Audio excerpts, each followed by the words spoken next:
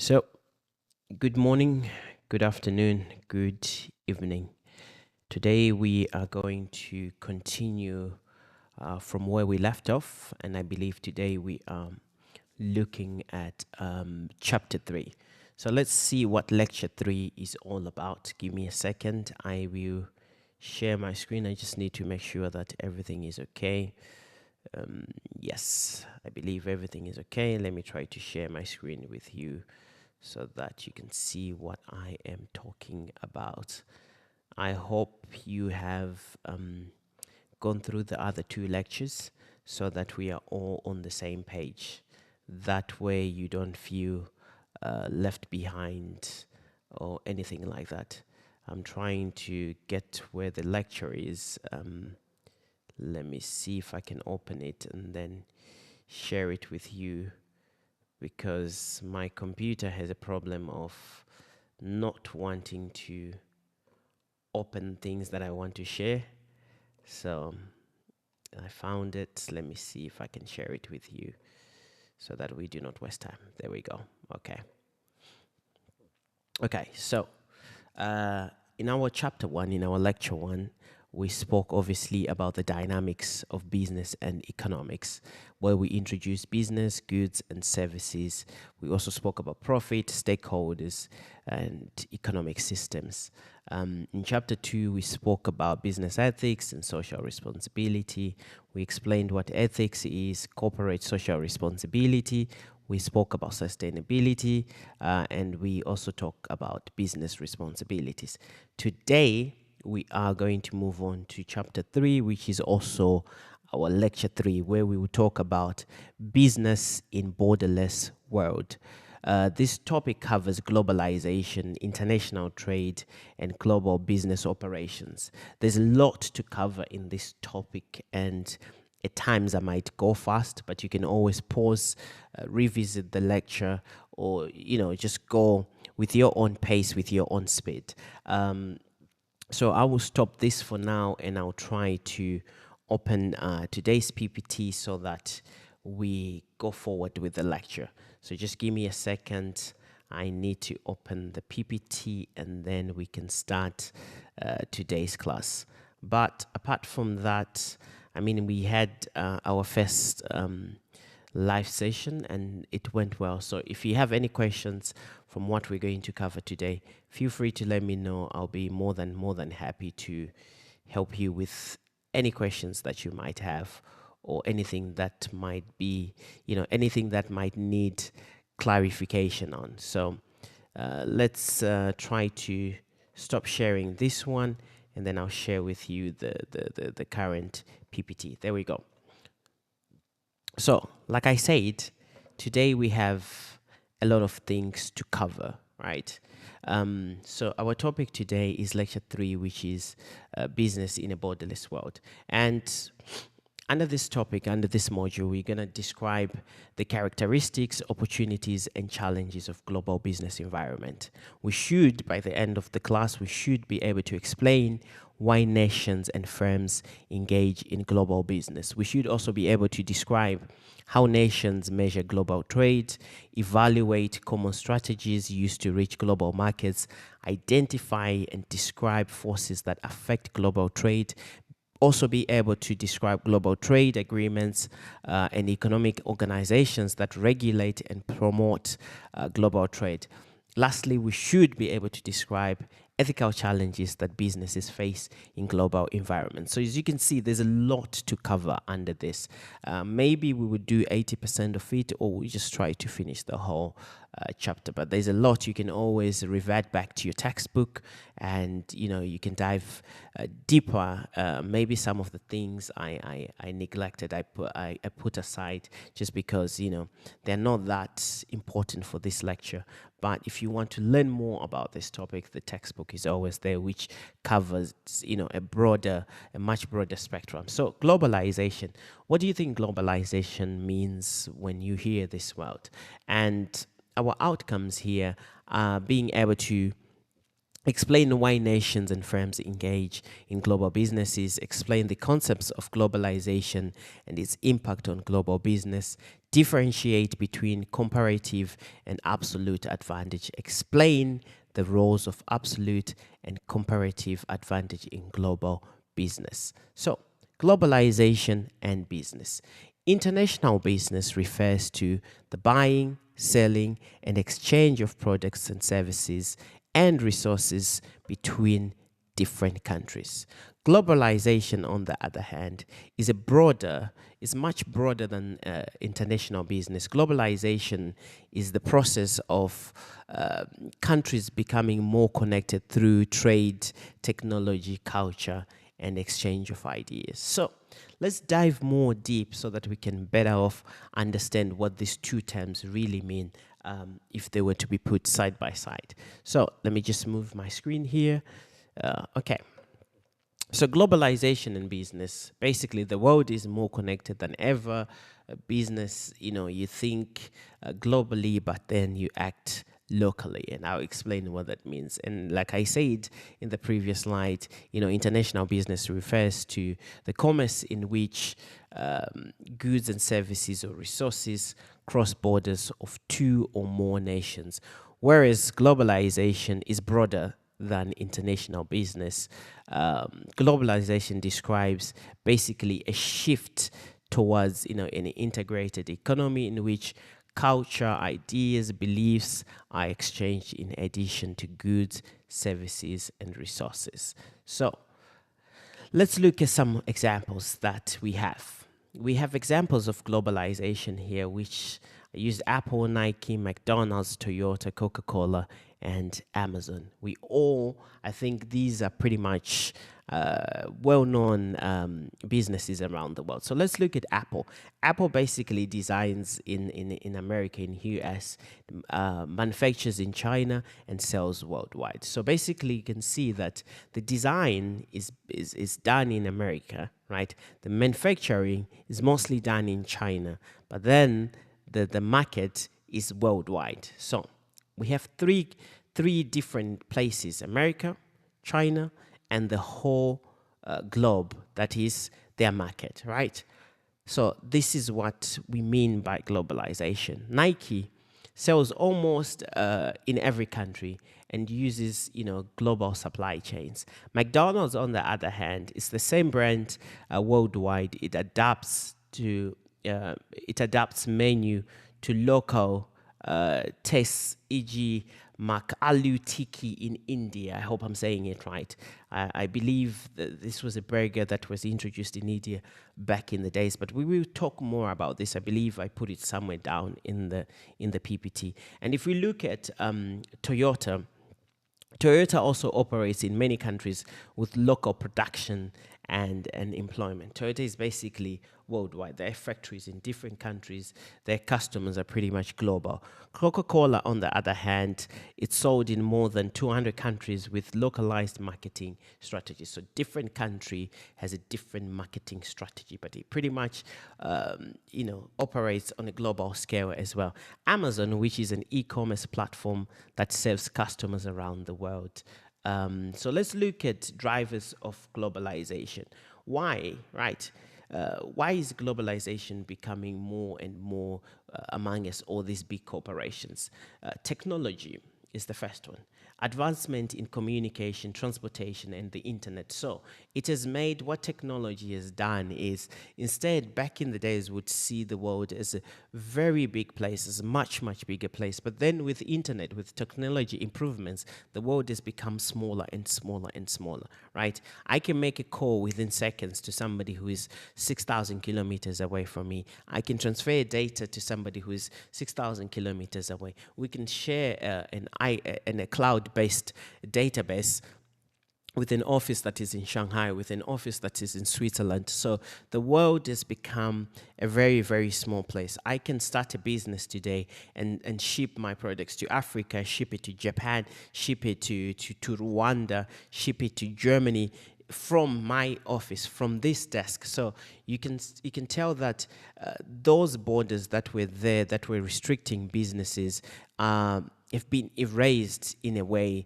that the world has become smaller and smaller. So technology has advanced to the point where communication has improved, transportation has improved, and the internet connection has made everyone connected.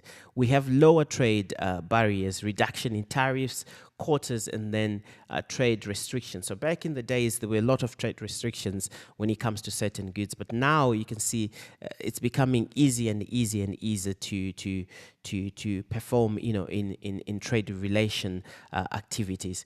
Global markets, growing demand for products and services worldwide. So now, because of the internet, people, if they see something they like, they want to buy it, no matter where it is. So you have a large population of people that are demanding maybe a product that is made in Asia, in South Korea. South Korea is a good example, especially if you're talking about beauty products, makeup and things like that. You have girls on the other side of the world that want to purchase, products from Korea. So this is forcing corporation businesses into globalization, because they want to cater for those people that are not in South Korea but want South Korean products. Competition. Companies must compete on a global scale because of the internet advancement, because of all of these factors that I just mentioned.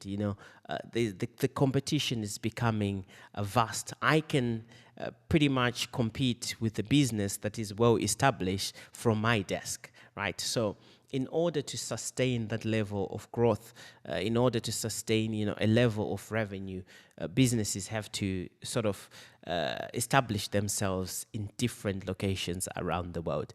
Access to resources has also become much, much easier. Businesses can find raw materials and labor more easily. So instead of just operating mainly in USA, we can move our factory to Vietnam, we can move our factory to Africa, we can move our factory to China, depending on what kind of business we are running. Benefits of globalization for a business: you have access to a larger market. So instead of just dealing with local people or one country, now you have access to the whole country. So you have more customers, which means higher sales, but it also means higher costs. Lower costs in a way, because you're accessing to cheaper labor and raw materials. So like I said, if you are maybe a clothing company or a fashion brand, like for example H&M, Louis Vuitton, you can move all your manufacturing to Southeastern Asian countries where the raw materials are cheaper, where the labor is cheaper. So instead of doing everything, maybe in France or maybe in America, where those raw materials might be triple expensive or the labor might be as expensive, you can move your factory to Southeastern Asian countries where the labor is cheaper, the raw materials are also much cheaper, and you have increased efficiency. Companies learn and use the best practices, basically. Innovation and knowledge sharing. So because you're dealing with a lot of businesses, there's a lot of knowledge sharing, new ideas.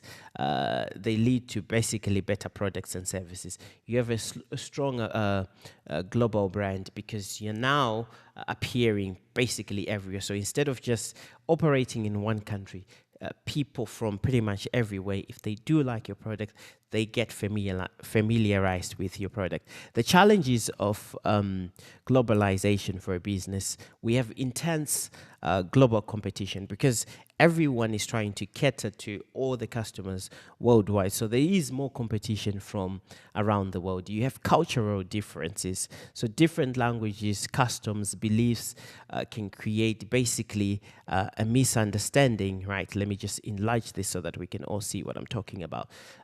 Can create a misunderstanding. And sometimes you need to invest more so that you can clear out, you can iron out these miscommunications and differences. You have political and economic risk, right? Because you're moving into a new country, you're moving into a new region. So there's changes in laws. It's not the same law that you use in your country. There's instability or currency fluctuations. So for example, if you move it to Africa, maybe, the fluctuation of the currency. If you move it to Southeastern Asian countries, maybe there's instability when it comes to the political powers or economic, friction. So it depends on where you put your business, but this is a risk that is there for your business. Supply chain disruptions, natural disasters, pandemics, or conflicts, in a country can affect the business. You have also ethical and environmental concerns. We spoke about ethics in our last class. Pressure to respect human rights and protect the environment can force you to end up investing a lot of money. So the key takeaway here is that globalization connects the world and creates both opportunities and challenges for businesses. So successful companies think globally, respect local cultures, and deliver value everywhere. So that is what globalization and international businesses are. So let's look at the impact of globalization. And here I'm using an example of McDonald's. Why? Because it's a worldwide brand. I think we all know what McDonald's is. So companies like McDonald's that decide to take advantage of global opportunities must consider the challenge of. So these are challenges that a company like McDonald's must consider when they are engaging on, when they think about, taking over another country, not investing in another country, expanding into, this global horizon. You have global economic environment problems. You have global legal environment problems. You have global competitive environment. You have global technology environment. You have global social environment. So let's look at what those are one by one. So like I said, let me just reduce the size here so that we can all see. So the impact of globalization, using McDonald's as an example here. It's a global brand, like I explained, and how globalization helps McDonald's. Basically, they have access to new markets, more customers, and growth. There's also economies of scale, lower costs in some regions, and get and higher efficiency. So which means they pump out less money, but then their production is done in a less costly way, right? Stronger brand worldwide, global recognition, and you basically build a loyal customer base, innovation and learning, you're sharing ideas and your best practices. However, with that being said, there are also challenges, like I mentioned in the last slide, that McDonald's faces in a global environment. And let's look at them one by one. I'll increase my screen so that we can see. So the first one is global economic environment. You have economic growth, inflation rates, and exchange rates. They vary by country. Like I said, some countries, the economic stability is not there. It's shaky. There's frictions between, political powers or the country itself. So maybe a stronger US dollar can make more expense to operate abroad. Basically, a burger sells for about $6-7 in the USA. You cannot take the same amount of price range to a country maybe in Africa, or a country maybe in Southeastern Asian countries. I think we'll talk about that later on. There's economic downturns in different countries that can reduce customer spending. It goes back to what I just explained now, that if you move, for example, McDonald's to a country where the average income is $150 a month, no one is going to spend $6 on a burger, because that just doesn't make sense. For somebody who's earning $200, $300 a month, I don't think they would have that budget cap to spend $6 or $7 on McDonald's. So a weak economy in a country may lead to lower sales, and they need to lower prices. So if you're dealing with the example that I just gave you, obviously you cannot sell your burger for $6 or $7. You need to lower the price. The second one is global legal environment. So these here, we're talking about laws and regulations that may differ from one country to another, right? So maybe you're allowed to do one thing in this country, but you're not allowed to do the same thing in another country, especially when it comes to slaughtering. McDonald's deals with meat, maybe there is a way of slaughtering in this country of animals that is not permitted in the other countries. So they have to deal with those kind of laws. And McDonald's must follow rules on labor, taxes, advertising, health, and food safety, because, like I said, in some countries they do not consume beef, or they allow you to consume beef, but then there's precautions, there's laws before you're even allowed to slaughter the beef, right? Trade policies and tariffs can affect the costs and operation. It can increase or it can reduce the cost. So, example, some countries limit foreign ownership or require local partners. So, instead of just McDonald's operating just as McDonald's, you need to have a local investor or a local partner as part of McDonald's for you to open and run McDonald's, right? Or you need to give a certain percentage to the local investors or local companies for you to be able to run or open a McDonald's in certain countries. The third one is global competitive environment. Here we look at McDonald's faces local competitors who understand customers' tastes and the culture. So McDonald's is a US-based company, right? And when you move to a country, you're moving into a country which is well established, obviously. Obviously, there are other businesses there that have been operating for years and years, and they've done the research and development. They understand their consumers. They know what they want. They understand the taste. So when you're entering the market, you need to figure out, yes, you're McDonald's, but you're dealing with people that have already been accustomed to a certain taste, right? So you need to figure out what is it that they like, what kind of culture is it that they have. So you also have global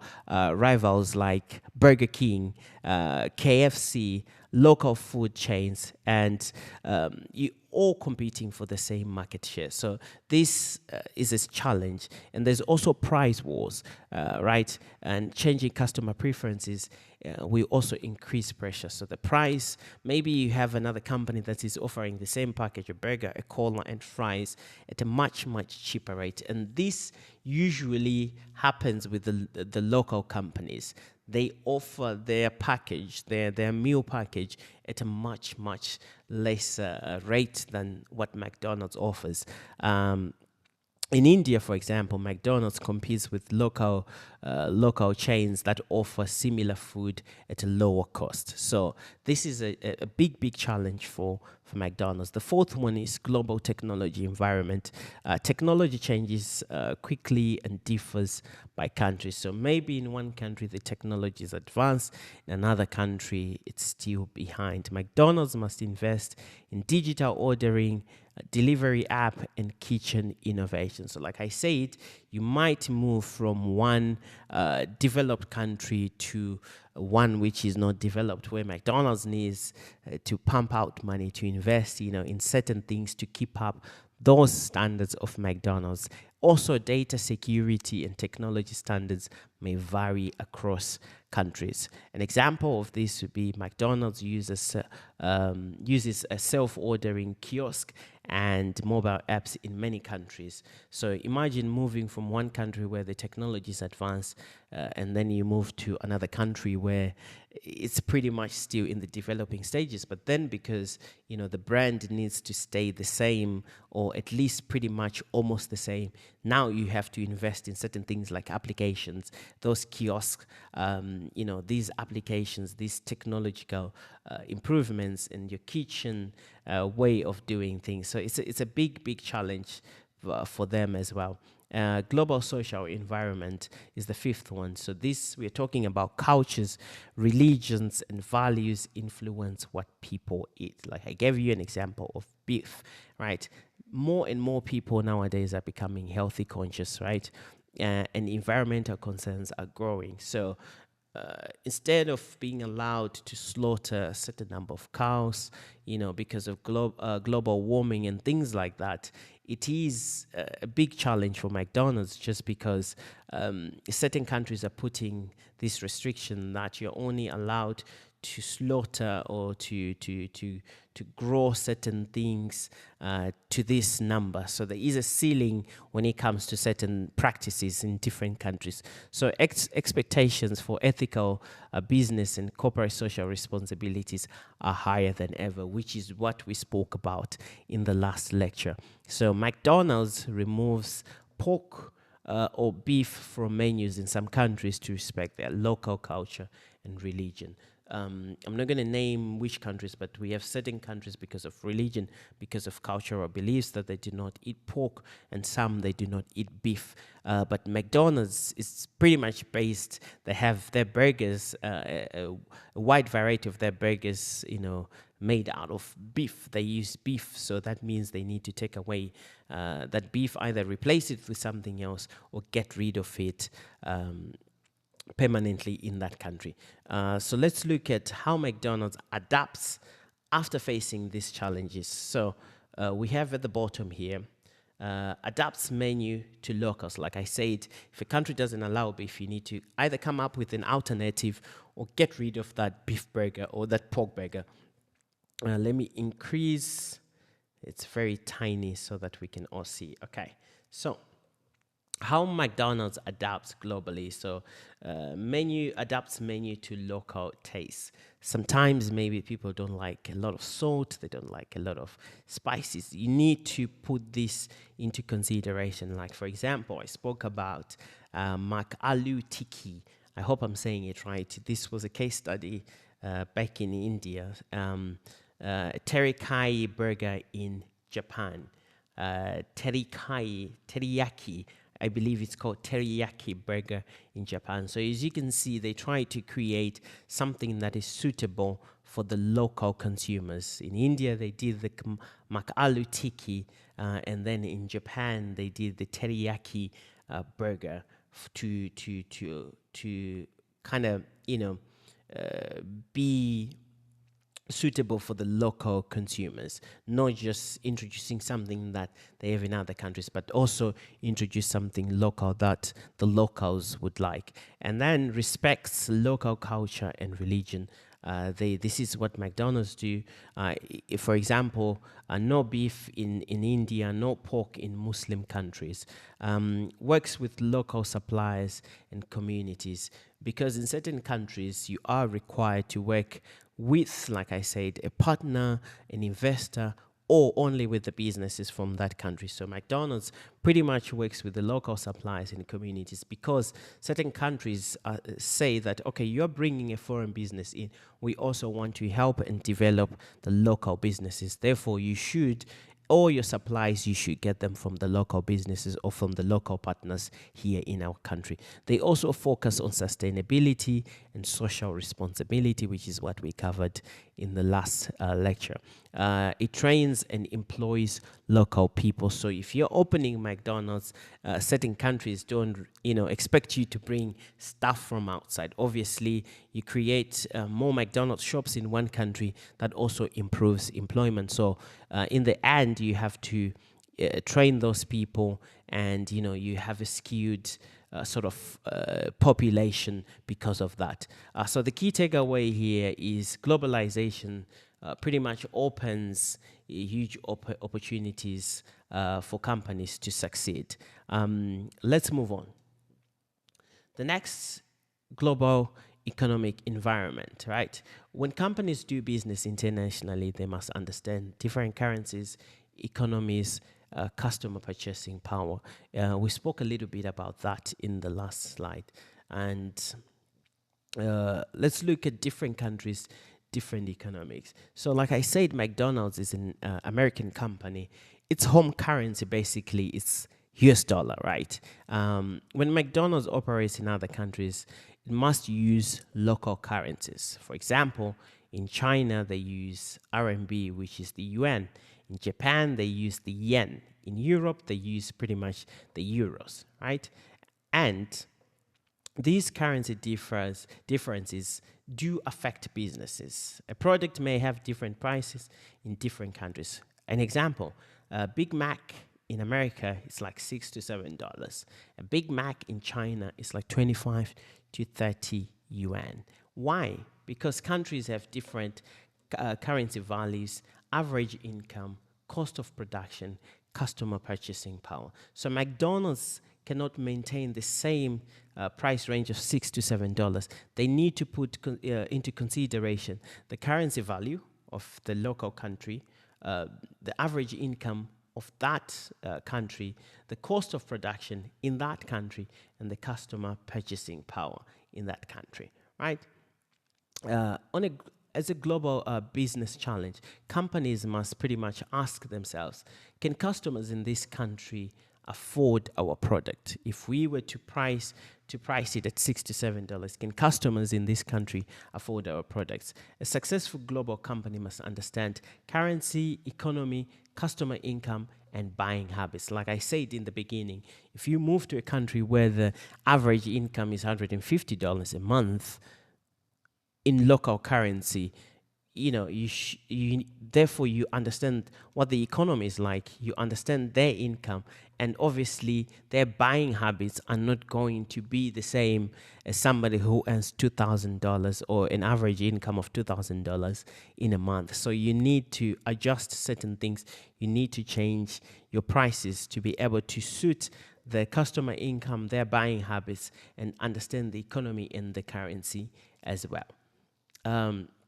Here's a class discussion, same on McDonald's global and legal challenge. So McDonald's wants to open, this is a question basically, McDonald's wants to open a new restaurant in another country, right? The government says your company can open here, but you must follow our food safety rules and local laws. What should McDonald's do? Should they A, follow these rules, B, change the rules, C, ignore the rules? Why or why not? I mean, it's pretty much straightforward, but this is just to test if you were, if you understood what we covered so far. So your company, the government pretty much says, yes, McDonald's, your company can open here, but you must follow our food safety rules and local laws. What should McDonald's do in this case? Should they follow the rules? Should they change the rules? Should they ignore the rules? Why or why not? We can discuss this question in our live Q&As. Right? Global competitive environment. So global companies must compete with many businesses and adapt to win customers. So you don't move to a new country or a new region and pretty much keep the same practices that you were doing in your previous location or country. No, you need to adapt. You need to learn the ways of the people. You need to learn what sells, what doesn't sell if you were to move to a new country, location, or region. So imagine McDonald's opens a restaurant in a new country, right? You moved to a new country. You're coming from the States, you're coming from USA, you're coming from England, and you move, let's say, to Vietnam, Philippines, Kenya, or any other country, right? Customers already have many choices. So as you enter a country, obviously this country has been there for a long time, and there's local businesses. There's also other international brands that have established themselves maybe a long time ago before you entered the market. So at this point, customers already have many choices. They also have local restaurants. They have other fast food companies. They have different food styles. You as McDonald's, what should you do? Because you need to attract customers. You need to be able to appeal to people to say, hey, we have this product. It's also delicious. It's also good, right? People already have practices, behaviors, habits when it comes to restaurants. So you are sort of new. You need to be able to present yourself in a way that attracts people. So should McDonald's create new products? Should they improve their services? Should they offer better prices? Should they advertise more?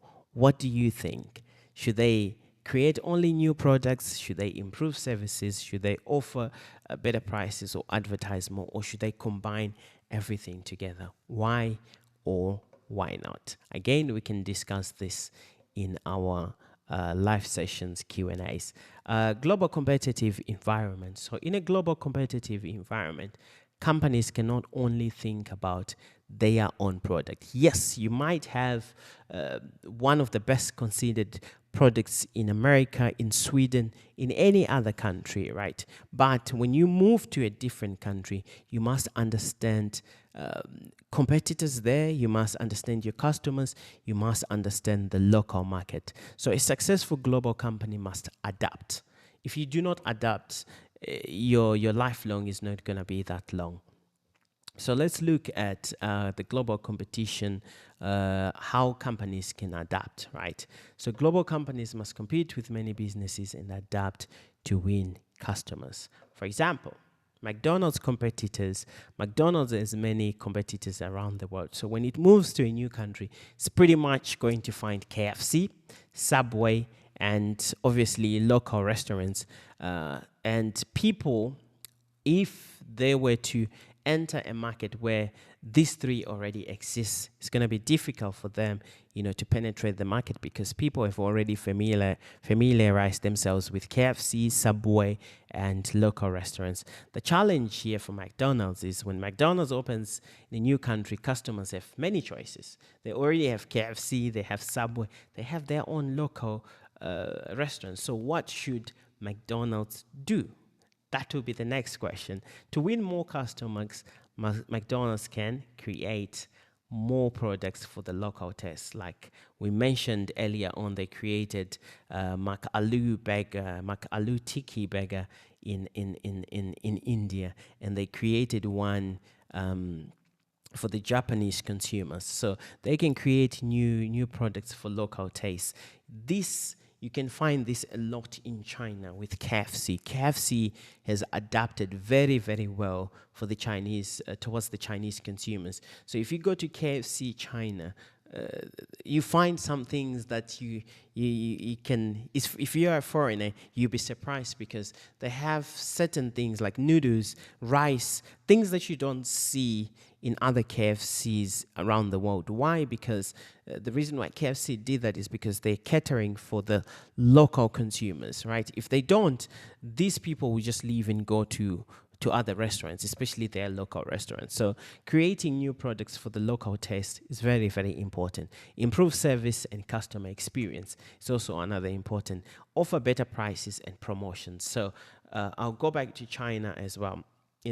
Better prices are always, always good to have better prices, because if you're too expensive, no one comes. If you're too cheap, people think maybe the quality is not good. So you need to be somewhere in between. And promotions always attract people. They have something called hongbao in China. So if you give discounts, if you give these hongbaos, more and more people will become familiar with your business, and you slowly but sure you create a loyal customer base. McDonald's can also advertise more and use social media. They can use local representatives, they can use the local social medias, they can post out more ads, which will get more and more people to know the restaurant, the brand McDonald's. And we have a discussion question here. How can McDonald's get more customers basically in a new country? Should they keep everything the same? Should they improve the food, the services, their marketing strategy, or should they ignore competitors and just do what they want to do, right? The answer is already there. They should improve the food, the service, and the marketing. This is what we call being adaptable, adaptability, right? You need to adapt when you move to a new country. Let's look at global technology environment. So global technological environment means how businesses use technology to improve their products, services, operations around the world. So this is basically a business adopting technology to improve products, services, operations around the world. So the use of technology, basically. So technology, what does technology help companies with?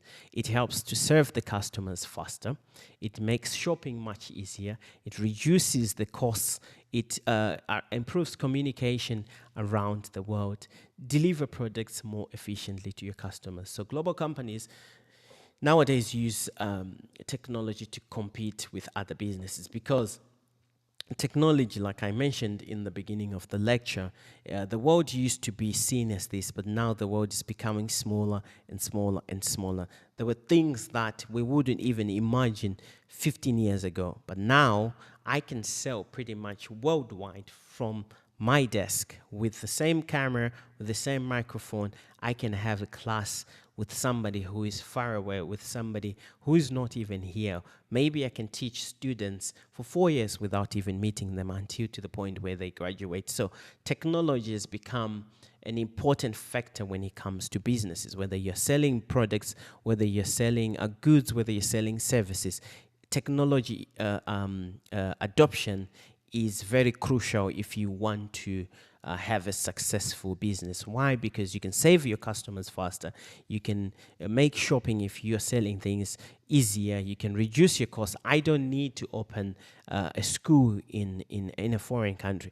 I don't need to open a physical business. I can just do it from my home.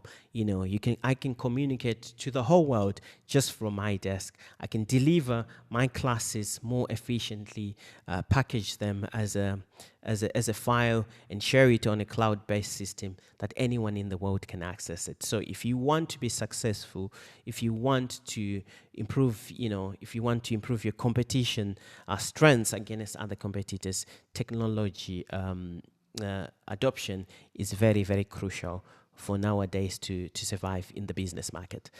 So examples of global technological improvement: mobile applications. Customers can order food using their phones. This is everywhere. Nowadays, people don't want to go outside. They don't want to walk, so they just order. You have things like Uber Eats. In China, you have things like Meituan, Alama. So instead of people going to the restaurant, they just take their phones and then they order. So if you are a business, if you're a restaurant and you're not on those platforms, you are missing out, because in most cases, people are not going to walk to your restaurant. They're just going to order, right? Self-ordering kiosks. This, if you go to McDonald's, some restaurants, KFC, instead of going to the front desk, to where the cashier is, and getting a physical menu and saying, I want this. Now they have this kiosk where you can just go tap by yourself, select whatever you want to eat, pay without having to deal with anyone. You just get your receipt, and either your food can be brought to you or you can go collect your food once it is ready. Free Wi-Fi. Free Wi-Fi, why is it important? Customers can use Wi-Fi internet during visiting the restaurant, right? We're talking about a connected world. So everything now is on the phone, the payment system, the menu.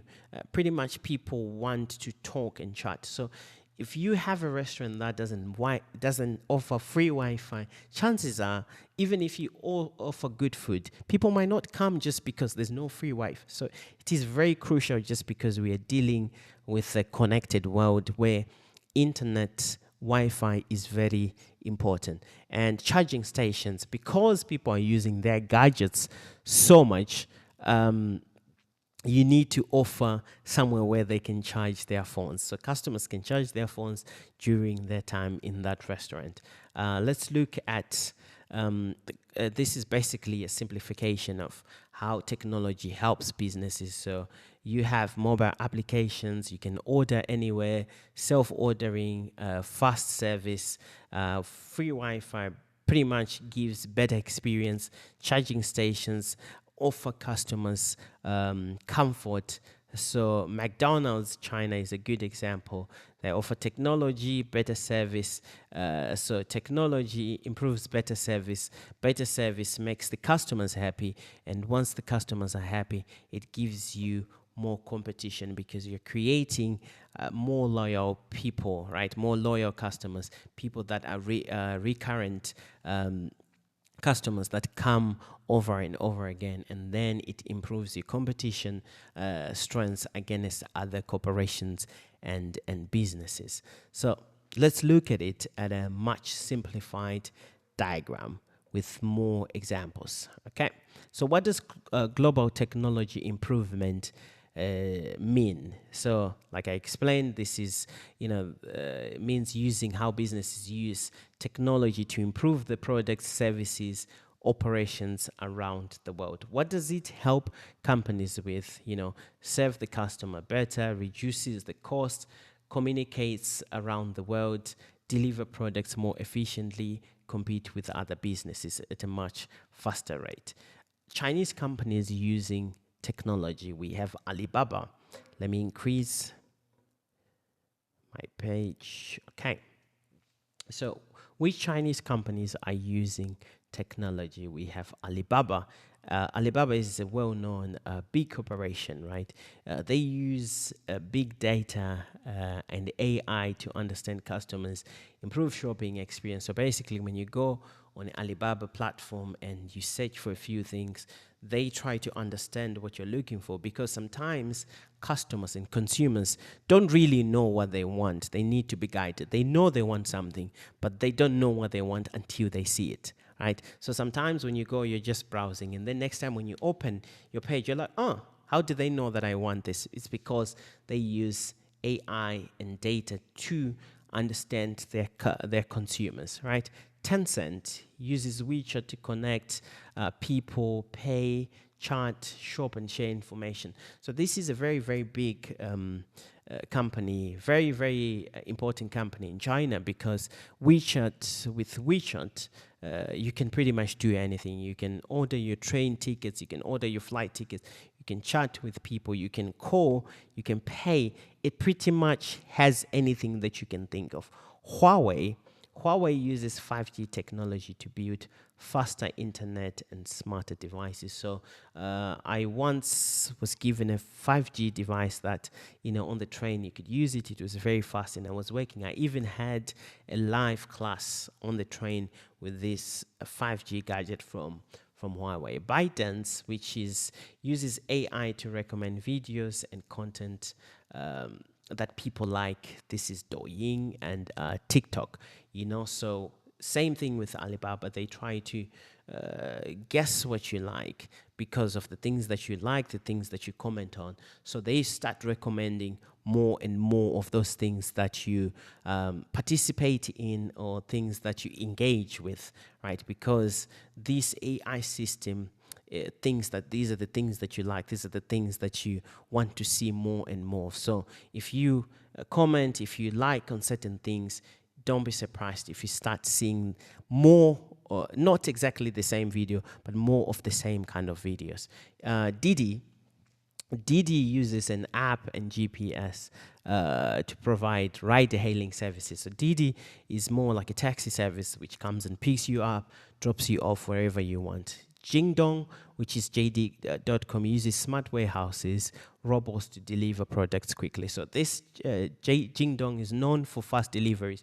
I can buy something today and it will arrive tomorrow. It's also known for its, robot deliveries, smart warehouses where there's no humans, there's just these machines arranging the packages, and it's very good for them because they've created this efficient and fast way of dealing with customers to the point where they have ingrained trust in their consumers. Now if you talk to somebody who wants quality, who wants something real, something authentic, they will tell you buy it on Jingdong. So how does technology help businesses? Obviously, better customer experiences. Like, for example, if you're buying on Jingdong, you know something is going to come tomorrow, right? So you have these applications, online ordering, fast service make customers happy. Jingdong is a good example for this. I buy something like a gadget today, tomorrow it will be in my hands. So I'm very happy and I know it's original, it's authentic. Lower costs, right? Automation and technology help reduce labor and operating costs. Like we mentioned with Jingdong, they have these smart warehouses. They're using robots to deliver. So instead of having 1,000 men work in a factory to arrange boxes and stuff like that, maybe you have 5 or 3 robots that can last a lifetime, that don't need to take breaks, that can arrange things for you. So it does lower the cost. Instead of paying for labor, instead of paying for salaries, now you can just use these robots, to work 24/7, right? global communication, video calls, cloud system, and social media connect the world. Basically, now instead of customers coming to a shop, to a physical shop to return something, they can just communicate with your customer service team online, video calls. So let's say, for example, I buy something on Alibaba and it happens to be small or it happens to be too big. Instead of me physically going outside to send it back, right, I can just communicate through these applications like WeChat, like maybe their own chatting service, and they will send somebody to pick up the package from my door. I don't need to do anything, and everything can be done for me while I'm in my house. So it helps to reduce a lot of things, and also to connect people. Faster deliveries, again, ding dong, smart logistics, tracking delivery products quickly. So when I buy my product, I can open my phone and see, oh, this is where my product is. It's now here. It's now here. And it kind of gives assurance to customers that the business is legit and it's transparent, which is very good. More innovation, new technology helps companies create new products and services. So technology improvement also is helping these companies keep growing each and every single day. Now we are talking about AI, so obviously companies are going to keep growing. Examples of smart restaurants or smart technology advancements that are being used in China. So many restaurants in China use technology to serve their customers. We have this mobile ordering like Alama, Meituan, and then there's a lot more. Customers order food using mobile apps. So there's no need to go to me and physically talk to a person. I can just do it from my phone, where I can see the pictures, see the ingredients.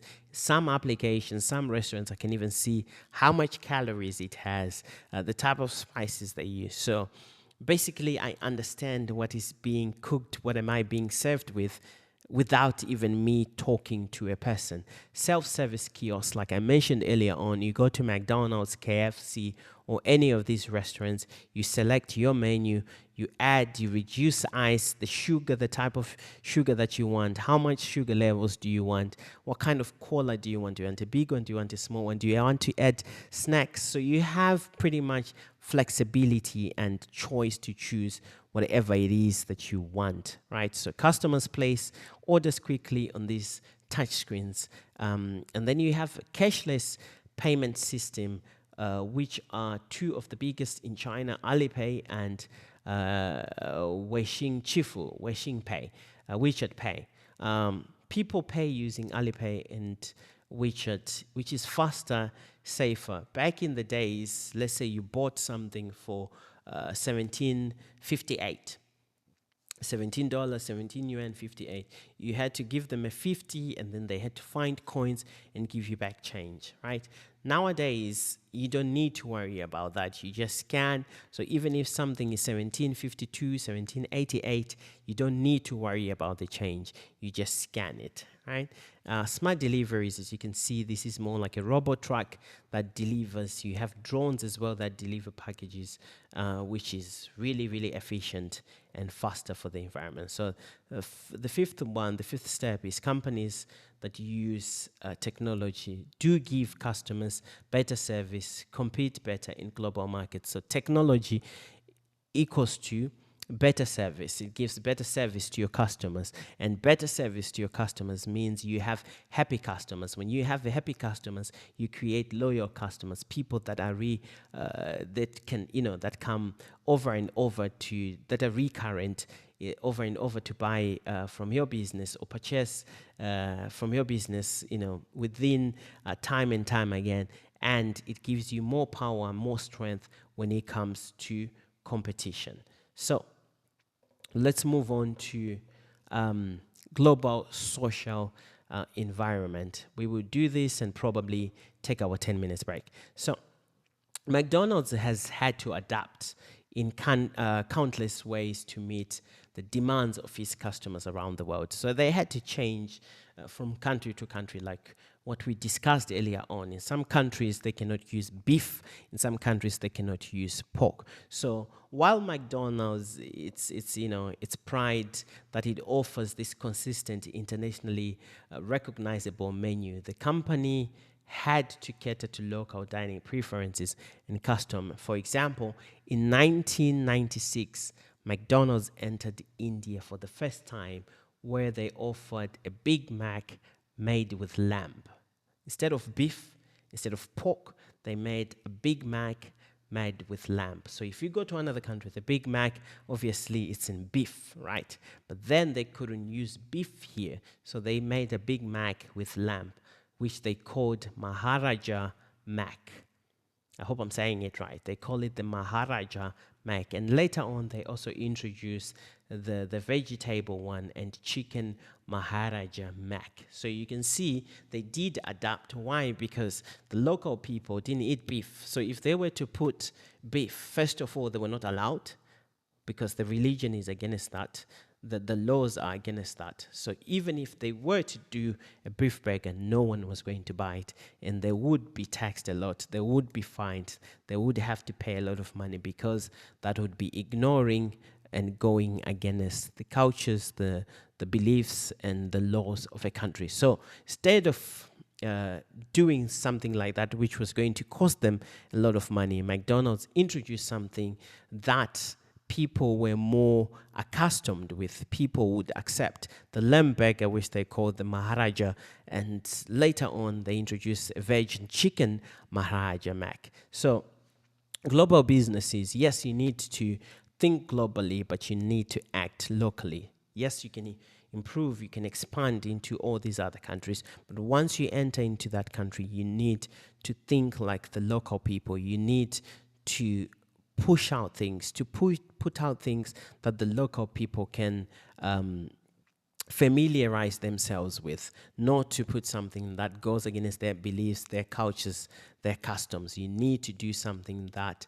they are accustomed to, something that they are familiar with, something that shows respect. So companies must respect local customers and adapt to their needs, to their wants, to their perceptions, and things like that. Absolute and comparative advantage. So now let's look at absolute and comparative advantage. What is absolute advantage? Absolute advantage means a country or a company or a person can produce more of a product using the same resources. So absolute advantage, this is when a country, a company, or a person can produce more of a product using the same kind of resources. So we look at Thailand and the bird's nests, right? So some caves in Thailand produce edible bird's nests, right? Thailand has an advantage because the caves have special environment. Other countries cannot easily produce the same. Thailand can produce something unique that others cannot. So a business or a country is an absolute advantage when it is better at producing something because it can make more products, higher output, using the same amount of resources, for example, workers, time, money, materials. So it means that they are more productive than the others. Let's look at comparative advantage. Comparative advantage means a country, company, or a person produce something with lower opportunity cost than others. So the difference here is with absolute, they produce more of a product using the same resources, right? They produce more using the same resources. With comparative, they produce something with lower opportunity cost than others. So comparative advantage is not about being the best. It's not about being the best. It's about choosing what you're relatively better at producing. So it's choosing something that you know you are better at producing, not the best at producing. So a country should focus on products where it gives up the least amount of other products. So you look at all the things that you can produce and you give up other things, right, to produce what you are best at. So this helps the country trade and benefit from other countries. So instead of let's say, for example, we produce, bananas. Let's actually look at bananas example. So Ecuador, for example, produces many bananas because the climate is good for growing bananas. Farming costs are lower. It gives up fewer resources compared to other products. So equity focuses on bananas and trades with other countries. So comparative advantage, you look at something that you do you're very best at, right? Something that you can do efficiently, lower costs. It doesn't give a lot of stress. You don't need a lot of investment. You do that, more of that. And then when you have more of this, you have what we call surplus. So what you have surplus, you can then trade with other people, you know, getting those things that you don't have. So if you need coconuts, you go trade, you take those bananas because you have surplus. It doesn't cost you a lot of money to produce bananas, rather than to produce coconuts where you probably need machinery, labor, you need all these irrigation systems. So you leave out coconuts, you produce what you are, what you're good at, what you're very, very good at that doesn't cost a lot of money. And then you take that to the trading market and then you get what you don't have. You give them what they do not have. Let's look at the global markets, the top 5 economies in the world as of 2017. I mean, these numbers are huge, but the most important thing here, we have GDP, we have the population and the growth rate, the GDP growth rate. I mean, these numbers might not be accurate as of 2026, but this data is from 2017.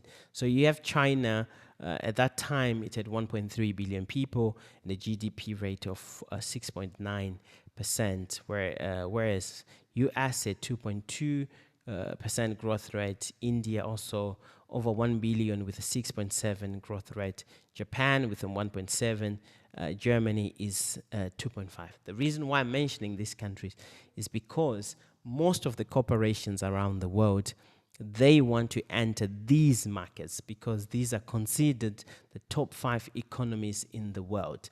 These are big markets. There is a market share for each and every business because there's a large number of people. You're talking about 1 billion people, 300 and something million people, 1 billion people, 120 something million people, 80 million people. So any business can have a market share, and even if the market share is 2, 3, 4, 5%, that improves the business, that generates revenue, and you know it also improves the economy. So let's take a 10-minute break, and then when we come back, we will look at the global markets and business opportunity based on these 5 economies in the world.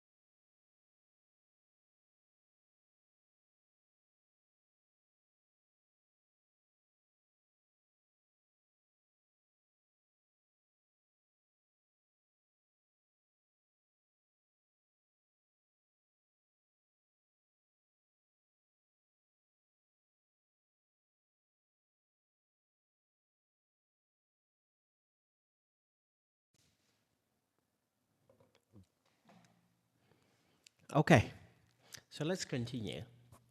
So these are the top 5 economies in the world as of 2017, from the sources the World Bank, IMF 2017 data.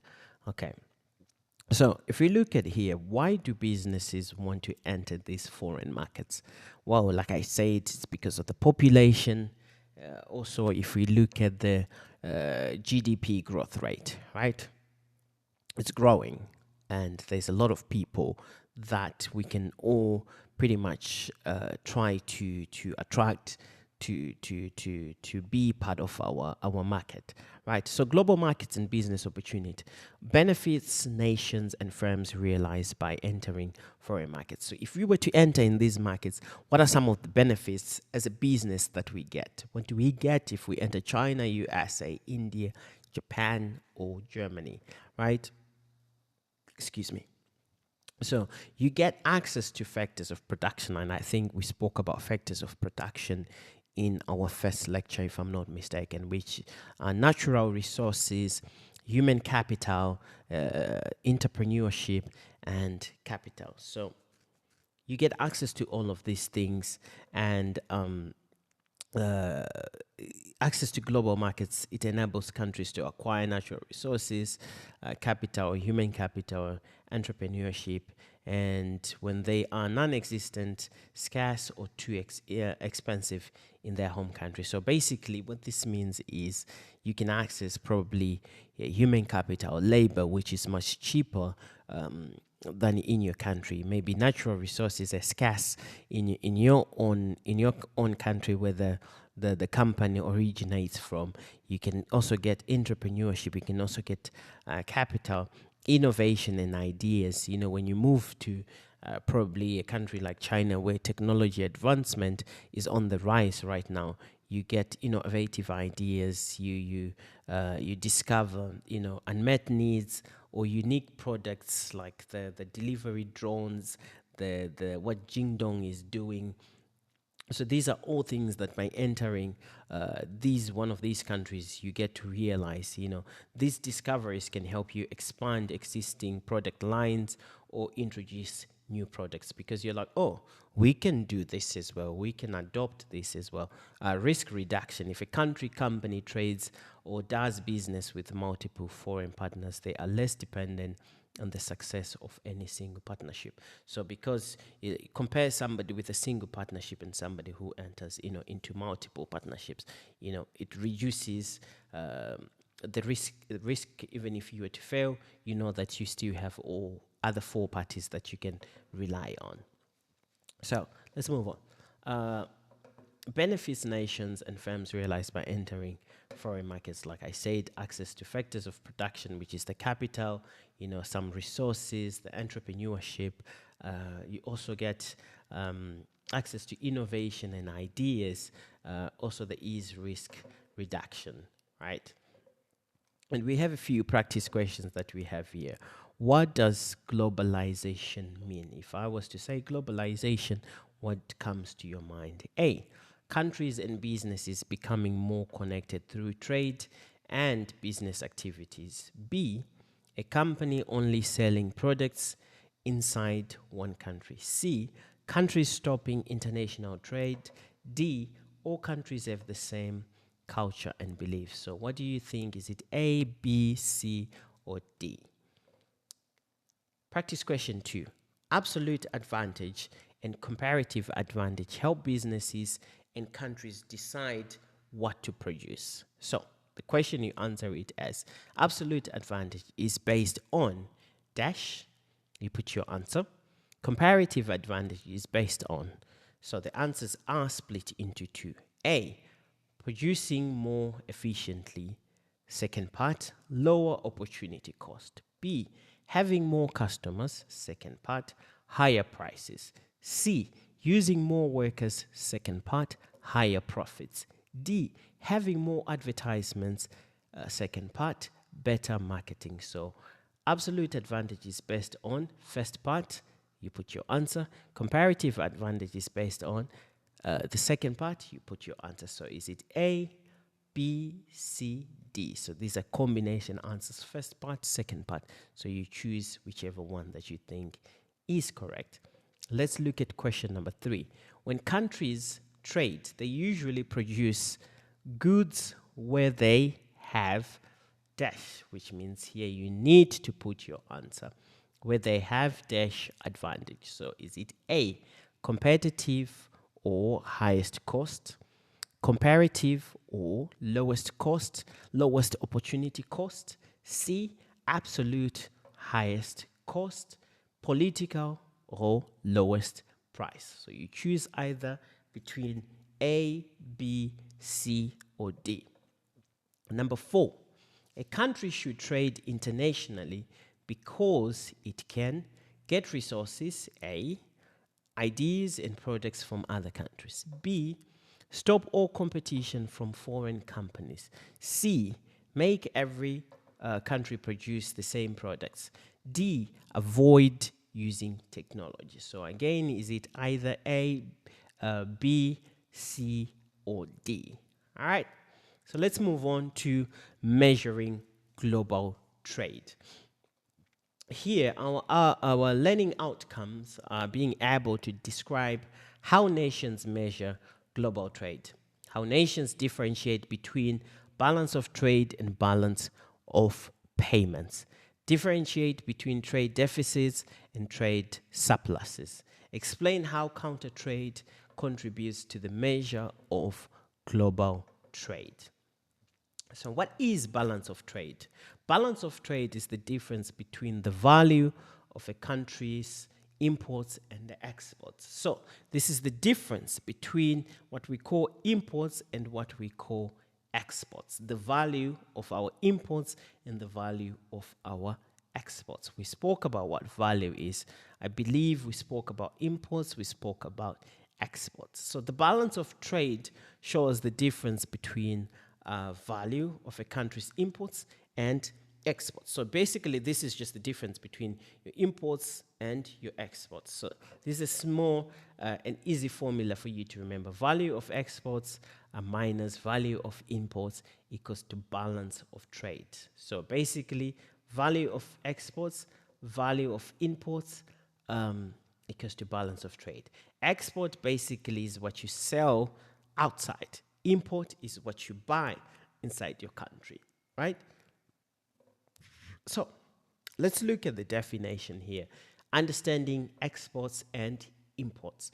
An export, these are goods and services a country sells to other country. So an export, you're sending out, you're selling outside of your country, right? So you're selling either goods and services from your country to another country, right? An example, China exports electronics, cars, machinery, which means China sells electronics, cars, and machinery to other country.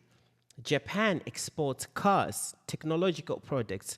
So a country earns money when they export. Why? Because they're selling out these products. They're selling electronics, they're selling cars, they're selling machineries, they're selling their technological products. So they get money because they're selling these things out to other countries. So export is selling basically your products, your services to other countries, right? Let's look at what imports are. Imports are goods and services a country buys from other countries, right? So the same now, instead of sending out, now you are buying inside of your country, right? You're buying from other countries to your country. Again, China imports oil, food products, raw materials, right? So you're buying goods and services from other countries now to your country. This is what we call imports, right? USA, United States, imports electronics, clothing, cars. A country spends money when it imports products. So the difference is with imports, you spend. With exports, you earn, right? Exports, you get money. Imports, you spend, okay? So you spend with imports, you get money with exports. Trade surplus and deficit. What is a trade surplus and a trade deficit? A trade deficit occurs when the nation imports more than it exports. So a trade deficit is when a nation imports. So you take in more than you send out. Taking in more into your country than you send out. So basically, you are buying more inside of your country from other countries than what you sell from your country. We call that a trade deficit, okay? You're taking in more, you're spending more money on things that you buy outside than the things that you sell outside. So you're spending more on the things you bring in rather than getting more money on the things that you sell outside. A trade surplus is the opposite. Occurs when a nation exports more than it imports, right? So you buy less, but you sell out more.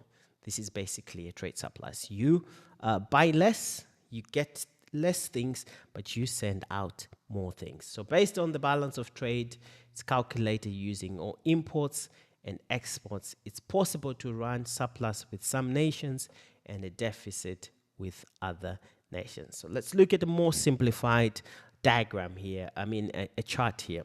So balance of trade, the balance of trade shows the difference between a country's exports and imports. So like I said, exports is in green, imports is in red. Let me just increase the visibility. Exports, these are goods and services a country sells to other countries, right? So your country sells to other countries, right? This is what an export is. So one country sells to other countries, okay? An import is what goods and services that same country buys from other countries, right? So when you export, you make money. When you import, you spend money, okay? So for example, exports. China exports electronics, cars, and machinery. Imports, China imports oil, food, raw materials. The formula here is value of exports minus value of imports equals to balance of trade. So value of exports minus value of imports equals to balance of trade.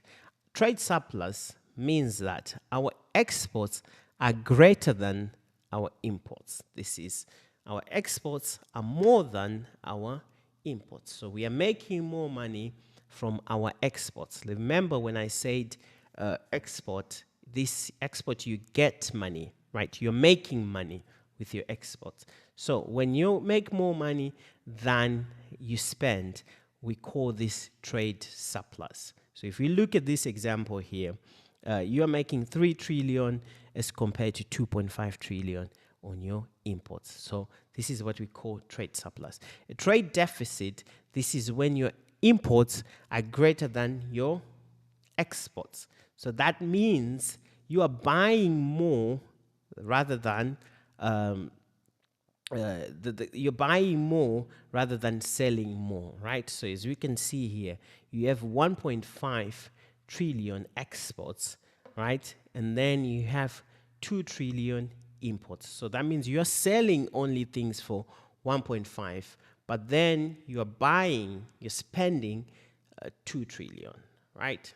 You sold 1.5, but you spent 2 trillion. So there's a difference there, right? So this is what we call trade deficit. So basically a trade surplus, more money enters the country. A trade deficit, more money leaves the country. Those are the two differences. So the idea here is countries trade to get more products they need and sell what they produce well, right? Trade basically helps countries, businesses, and people grow. So let's look at balance of payments and its examples. Balance of payment, like I said, this is the difference between the total flow of money coming into a country and the total flow of money going out of a country during a period of time. And the formula is total money coming into a country, which is what we call inflow, minus the total money going out of a country, which is what we call outflow. So inflow is the money, total money coming in of a country. Outflow is the total amount of money going out. So if you minus those two together, you get what we call balance of payment.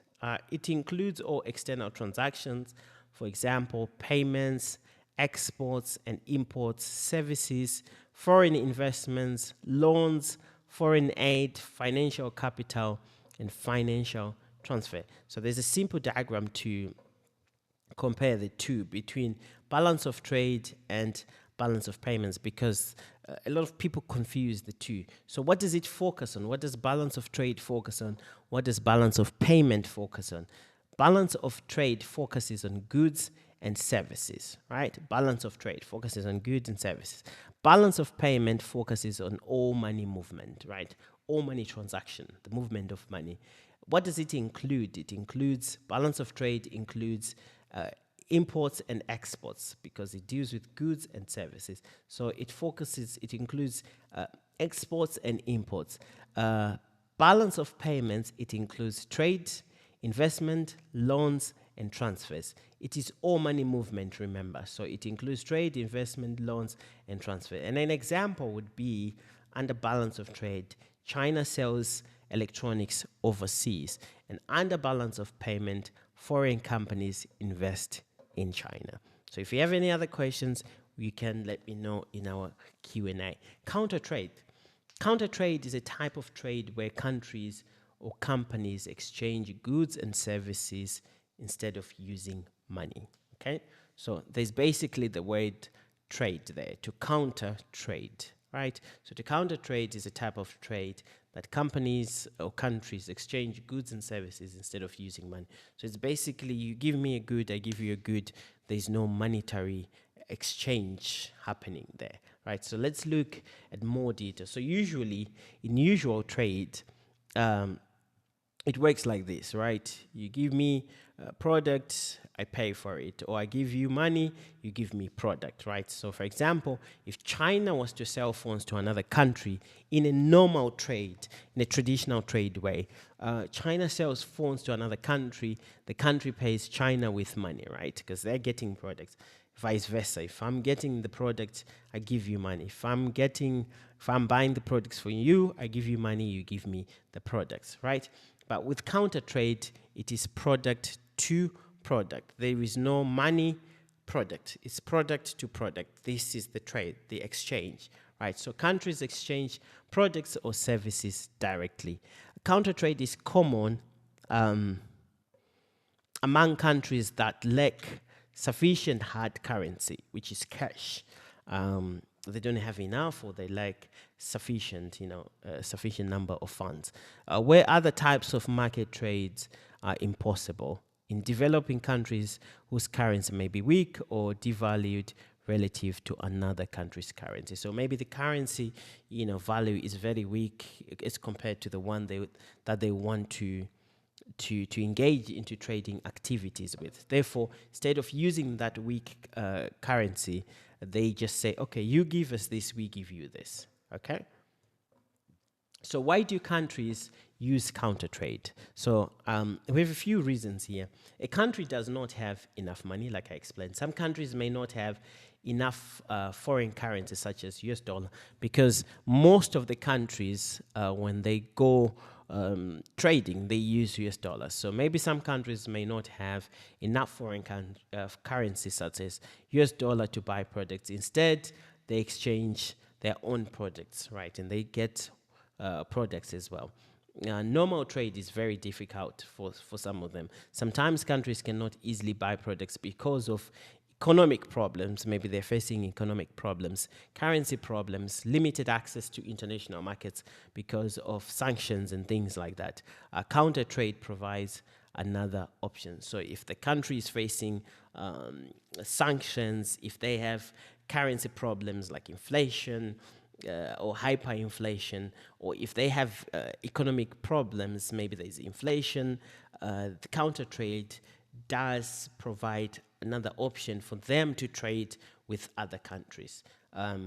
Also, weak currency, right? If a country's currency is low value, maybe the currency of that country has low value, so buying foreign products becomes very expensive because your currency is a very, very low value. So the country may trade goods instead of paying money. So instead of using money which is low value and in the end will cost you much more, you can just get to an agreement that say, okay, we give you this as a product or a service, you give us this without any a monetary transaction involved. So common types of counter trade is what we call barter trading, right? This is when two sides exchange goods and services without using money. So basically, I give you a good, you give me a good, that's it. There's no money involved. So China gives machines, another country gives agricultural products. It doesn't have to be machine and machine. It can be a product, it can be a service, right? Depending on the agreement. So China gives, like I said, machines. Another country gives China agricultural products. There is no money transaction there. It's just you give us machines, we give you agricultural products. We call that barter trading, right? Switch trading, this happens when one company transfers its trade agreement to another country. Excuse me. So one company, right? Excuse me. So one company transfers its trade agreement to another country. An example, we have company A that has the right to buy coffee from company X. So company A has the rights to buy coffee from company X, but company A does not need the coffee. Right? Company A does not need the coffee, so it sells it to company B instead. Company B buys the coffee, you get it. So company A and company X, they have like some sort of relationship. Company A has the right to buy coffee from company X, but company A, does not need the coffee, so it sells it to company B. So basically, it's a transfer of trade agreement to another company, all right? Common types of counter trade. Counter purchase, which happens when a company sells to another country and agrees to buy products that from that country later. So this happens when, for example, a Chinese company sells machines to another country. The agreement says later we will buy your agricultural products. So this is when you buy, right? You sell something to another country, and then you tell them in that agreement that later, maybe when it's produced or maybe when it's harvest season, we will buy. We sell you this, and later when you produce or when you harvest, we will buy from you. That is counter purchase, right? When a company sells products to another country and agrees to buy products from that country later. So we sell you this, and later when you produce that or when you develop that or when you finish that, we will buy that from you, okay?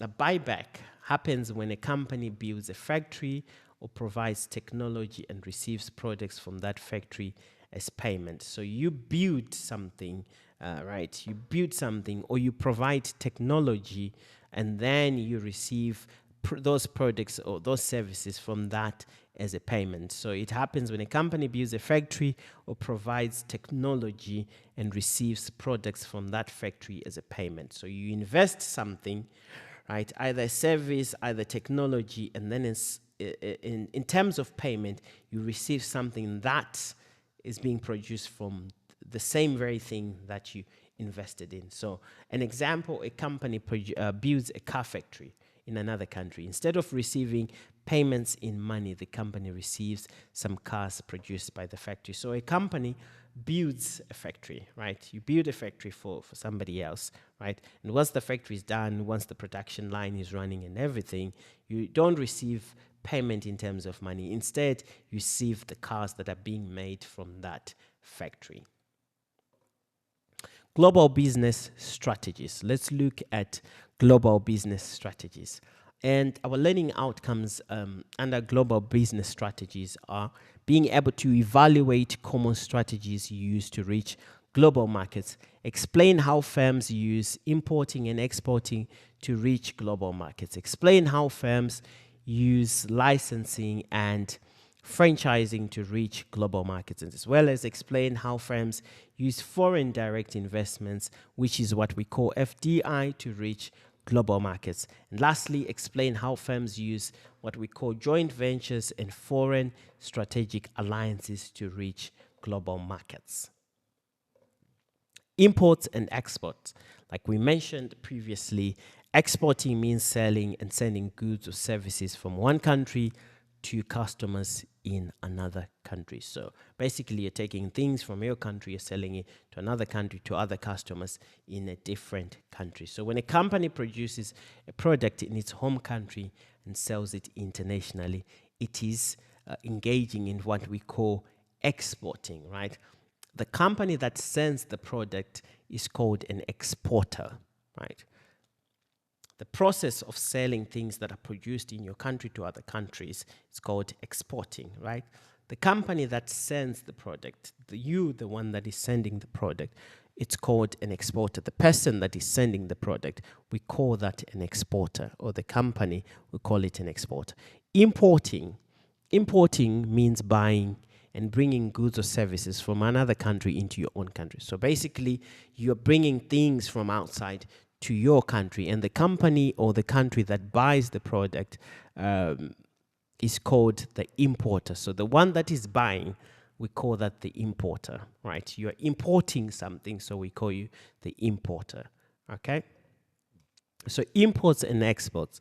Exporting, an example of exporting would be a Chinese company makes smartphones and sells them to Australia. China exports smartphones. Example companies: Huawei exports smartphones, BYD exports cars, DJI exports drones, right? So Huawei, it makes phones in China, and then it sells them to Australia, to Africa, to other countries, right? This is what we call exporting, right? BYD, same. They make cars in China and they export them to Africa, to Southeastern Asian countries, and to other parts of the world.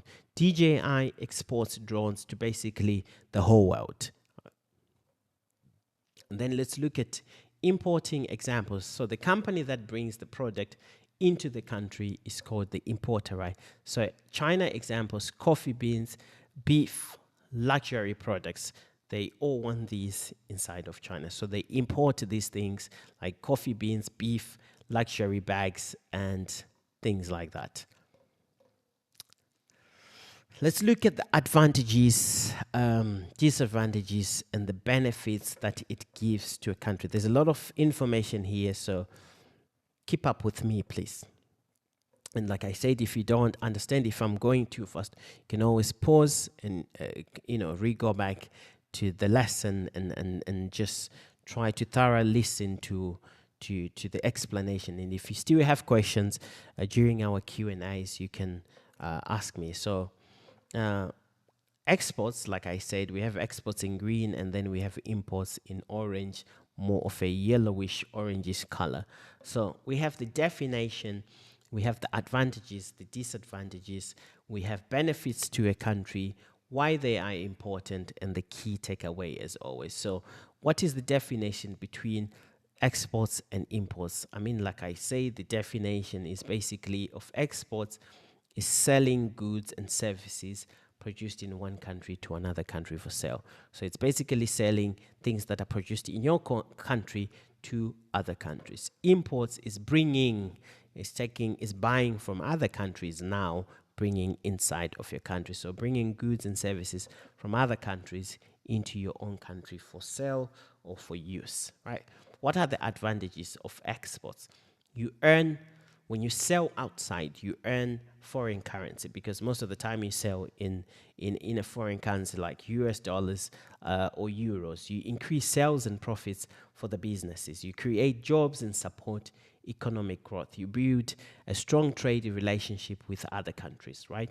Because especially if you're selling genuine products or things that they need, you build good relationships. What are the advantages of imports? Your access to wider range, a variety of goods and services, because you are bringing in more things that you don't basically don't have, or you're adding on the things that you already have. So you also get resources or products not available locally. So in case if you didn't have certain things, when you import, you now have the option of having those things available. You quite often get cheaper or better quality options, right? It helps businesses improve and become more competitive.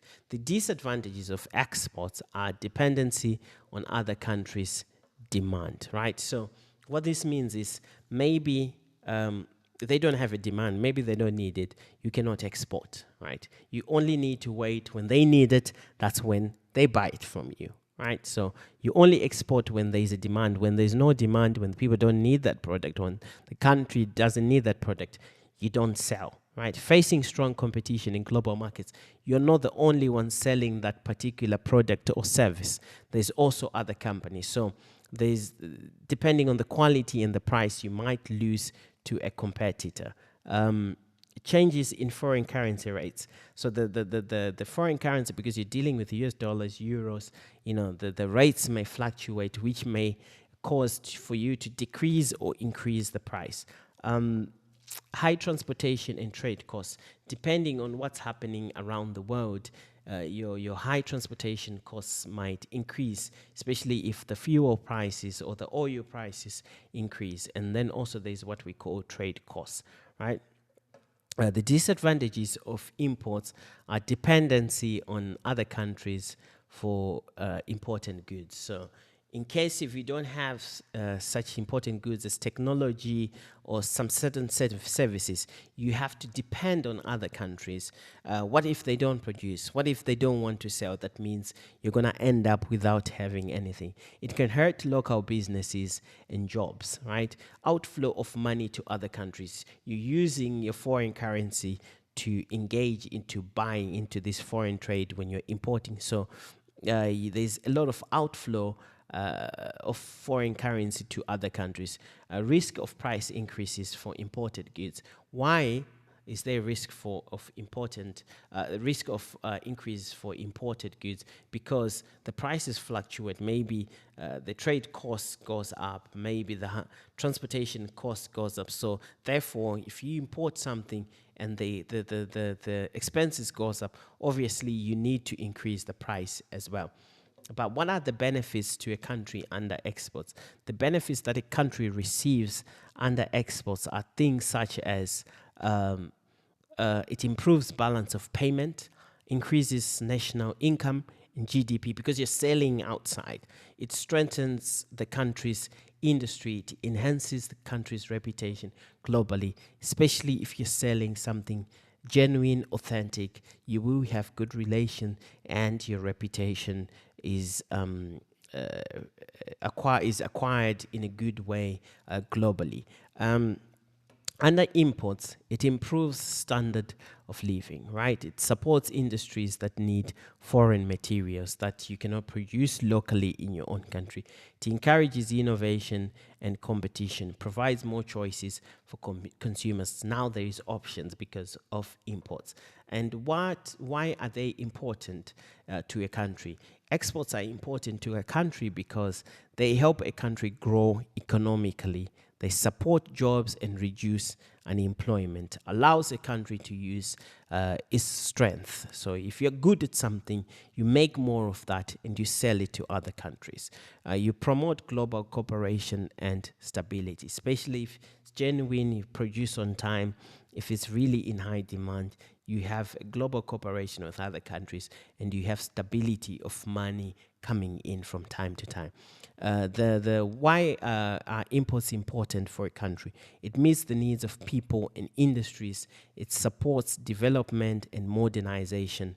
It also allows the country to focus on what they do best. So instead of producing something that you're not good at, you can just do what you're best at and buy what you're not best at from other countries, which is what we call imports. And you can connect to other countries and promote global growth. So the takeaway here is that a country grows together when it exports the products it does well. So you send out things that you do very, very well and import products that you need. The right balance, it creates sustainable economic growth and a better future for everyone.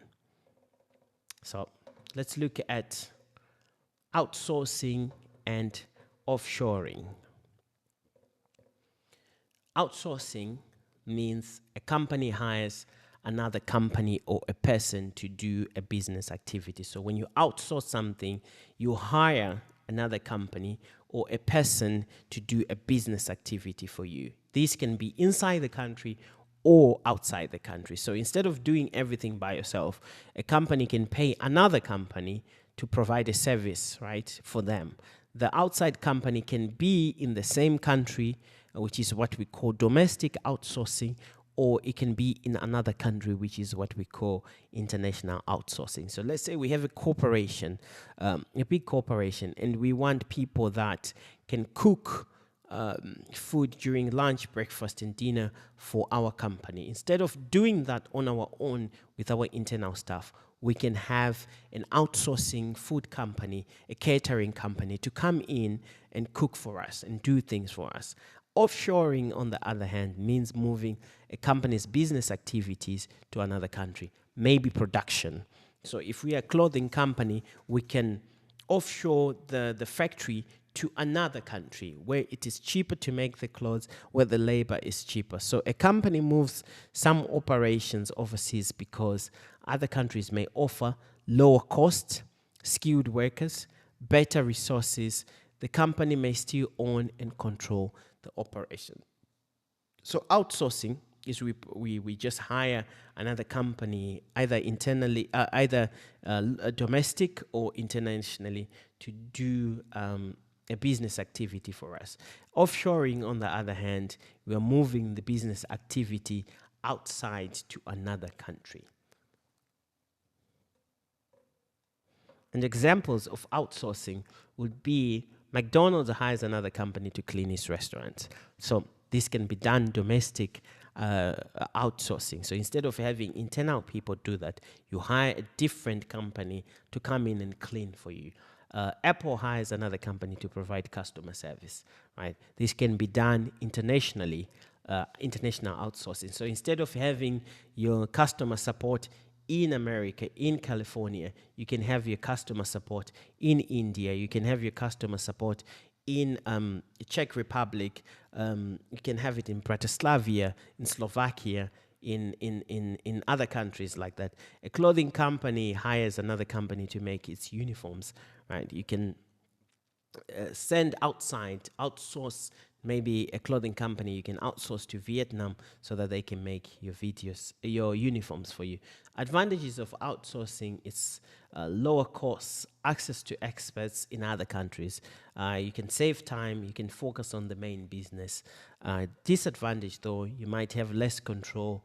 Quality may vary because these people that you're outsourcing were not trained by your company. They don't have the same values, the same mission as your customer. They're just basically working for a paycheck. So the quality might vary. Communication problems also, like I said, these are not homegrown. These are not part of your organization. So there might be a few problems there because of that. And offshoring, the example is like Apple manufactures many products in China. So they moved a factory to China. They moved a part of their business outside of USA. And the majority of the manufacturing of the production of Apple products is done with Foxconn in China. Nike produces clothing in Vietnam, so they moved the clothing factory to Vietnam. Tesla builds cars in their gigafactory in Shanghai. Advantages of offshoring: this is lower labor costs, larger workforce, access to new markets, increase in profits. Disadvantages: cultural differences, time zone differences between the main hub of the company and where the factory might be. So you need to find a time to have meetings where the time difference might be an issue. Political and trade risk, higher transportation costs, because you need to make things, for example, for Nike, they need to make things in Vietnam and then after they finish, they need to ship them, which maybe there might be delays or some problems that may hinder, their costs. Let's look at a more detailed table of outsourcing and offshoring. So outsourcing is here in blue, offshoring is here in green. So basically a company hires another company in the same country or another country to do part of its work. This is what we call outsourcing. And offshoring, this is when a company moves part of its business processes to another country, right? So you have the main hub in the home country and you move either one department or one sector of your business outside the country. So let me enlarge this so that we can see. So examples, advantages, disadvantages, benefits to a country, why it is important. So examples, we have McDonald's hires a company to clean its restaurant. Apple hires another company to provide customer support. A clothing company hires another company to make uniforms. These can all be outsourced. And the advantages, like I gave, lower cost, access to specialized and skilled expertise, saves time and resources, focuses on company's core business, and it is more flexible. I think these are the same things that I gave in the previous slide. So let's not spend too much time here. Let's look at the benefits that it has in a country. So what kind of benefits does outsourcing have? It creates jobs in a local service industry. It attracts foreign and domestic investment, develops skilled workforce, increases productivity and innovation. Because outsourcing, you can do it domestically, you can also do it internationally. So it's depending on the company. You can either hire a local company or you can hire an international company. Whereas offshoring, it has to be international. It cannot be domestic. So let's look at the key comparison. What happens? Who does the work? Can it stay in the same country? Must it be in the same country? So outsourcing, you hire another company to do the work for you, right? Whereas offshoring, you move work to another country. Who does the work? Under outsourcing, another company, which is what we call the vendor, does the work for you. And under offshoring, your company's foreign operation or your company's foreign operation team or the team that you hire does the work for you, okay? Can it stay in the same country? Outsourcing, yes, you can outsource domestically. Offshoring, no, you cannot do it domestically. Must it be in another country? Outsourcing is not a must, but offshoring, yes. So basically, the simple way to remember this is outsourcing, you hire a company either internationally or domestically. Offshoring, you move work to another country. Let's look at the advantages and disadvantages of offshoring and outsourcing. So the destination country gains jobs. So if we were to outsource outside of the country, offshoring outside, like in Vietnam, for example, for Nike, Foxconn for Apple, the destination country gains jobs. You're creating a lot of jobs for the people. You're opening a factory. You're moving your manufacturing department there, your offices there. So the country gains a lot of jobs. The origin country gets cheaper goods and services, right? Some say that the low-skilled jobs in origin country will be replaced with better jobs. So, for example, if it's a customer care service, we now replace, because we don't need that, we've already covered that, we will replace that with better jobs. The disadvantages is lack of control over product quality, working conditions, and labor relations, because it is far away and you're dealing with different laws, different country, different customers. So there's lack of control over product quality, working conditions, and labor relations. Some people also argue that jobs that are shipped overseas are not replaced by better paying jobs. This depends from one country to another. Licensing. Let's look at what licensing is. Licensing is when a company gives another company permission to use its brand product, right? Technology or idea in exchange for a payment called licensing fee. So the company giving permission is called the licensor, right? The company receiving the permission is called the licensee, okay? Um, let's look at the examples here.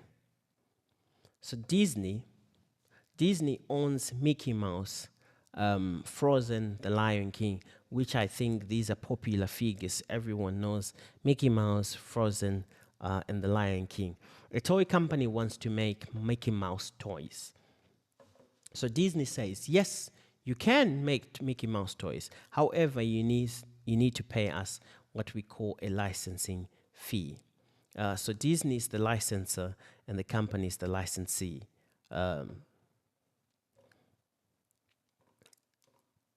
So the difference here is that this is when you own a character, you own something, and either a technology, a product, or a brand, and you can allow other people to use it. You can give a license to other people to use it, and they have to pay something that we call a licensing fee. So the company that is paying, that's the company that is giving permission, the owner of the product, the technology, or the brand is called the licensor, and the company that is receiving the permission is called the licensee. So the licensee is the people that are using it, the people that are allowed to use it. Like I said, Mickey Mouse, Frozen, and Lion King, they all belong to the Disney, which is the licensor. So the licensor says, yes, you can make toys, Robin, but you need to pay us a fee, which makes me the licensee. Let's look at franchise, and then after that we can take a break. Let's look at franchising. A franchise allows someone to use another company's brand and business system to sell products. So you're basically using the same name, exactly the same colors, but it's not your business. You're allowed to use that. You're allowed to open a business under the same name. For example, Baskin Robbins, right? Baskin Robbins is a well-known international company. So I reached out to them. I want to open a Baskin Robbins using exactly the same way as it is that everyone knows is. So they call that franchising. They do allow me, but there's obviously fees, payments, and things that I have to cover. So we will look at what is franchising, how franchising works, worldwide examples, and things like that. So for now, I believe we can take a break, and then we'll come back after 10 minutes to cover this, and hopefully we will be able to, I'm not sure if we are able to finish everything, but we will do our best to cover as much as we can. So let's take a 10-minute break, and I will see you after 10 minutes.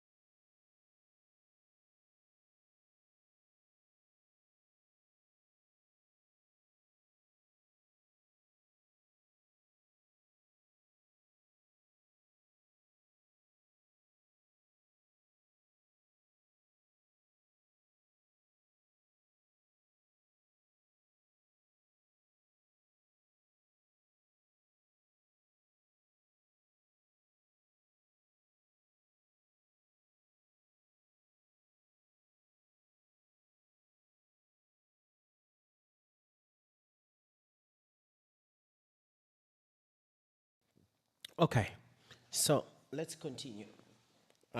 We were talking about franchising, right? What is franchising? This is when there's a business agreement where one company, the franchisor, allows another person or a company, the franchisee, to use its brand, business system, and knowledge to sell products and services. So this is when I approach McDonald's and tell them I want to open my own McDonald's, and then McDonald's agrees. So McDonald's, in this case, if I was to open my McDonald's is the franchisor, and I'm the franchisee. Okay, so how does franchising works? The franchisor, which is the original company, the owner of the brand name, they provide me with the brand name. They provide me with a business system. They provide me with training or training for my staff. They provide me with products and services, and then also marketing support. We reach an agreement. I pay what is called a franchise fee, right? And then I can open my own McDonald's, right? What do I provide the franchisor with? I provide them with investment. I manage my shop with on daily operations. I follow the system from the franchisor. I pay fees and plus initial ongoing maybe sales percentages and things like that, depending on the agreement, right? Also, I also receive customers that are already familiar with the product and the services and the brand. And we will look at the examples last. Why companies use franchising? So they do expand a business quickly in many countries, right? There's lower risk of opening a company-owned stores everywhere. So rather than me starting my own new brand of fast food, right?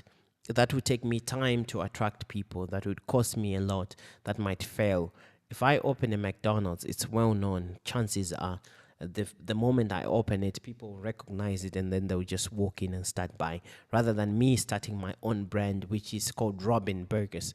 People are not familiar with that. People do not know that. So it will take me time, money, expensive. Maybe I have to fail a couple of times, experiment, research and development for me to get to a point where McDonald's is right now. So rather than opening my own business called Robin Burgers, I can just reach out to McDonald's and become a franchisee.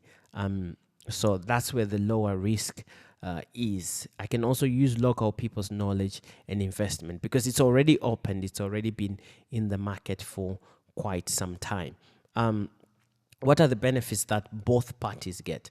The benefit that the owner, the franchisor gets is that it grows the brand worldwide. So instead of them saying, okay, we're going to open 3 more stores abroad or in a different location, they get other people doing it for them, one, and paying them money to do it, right?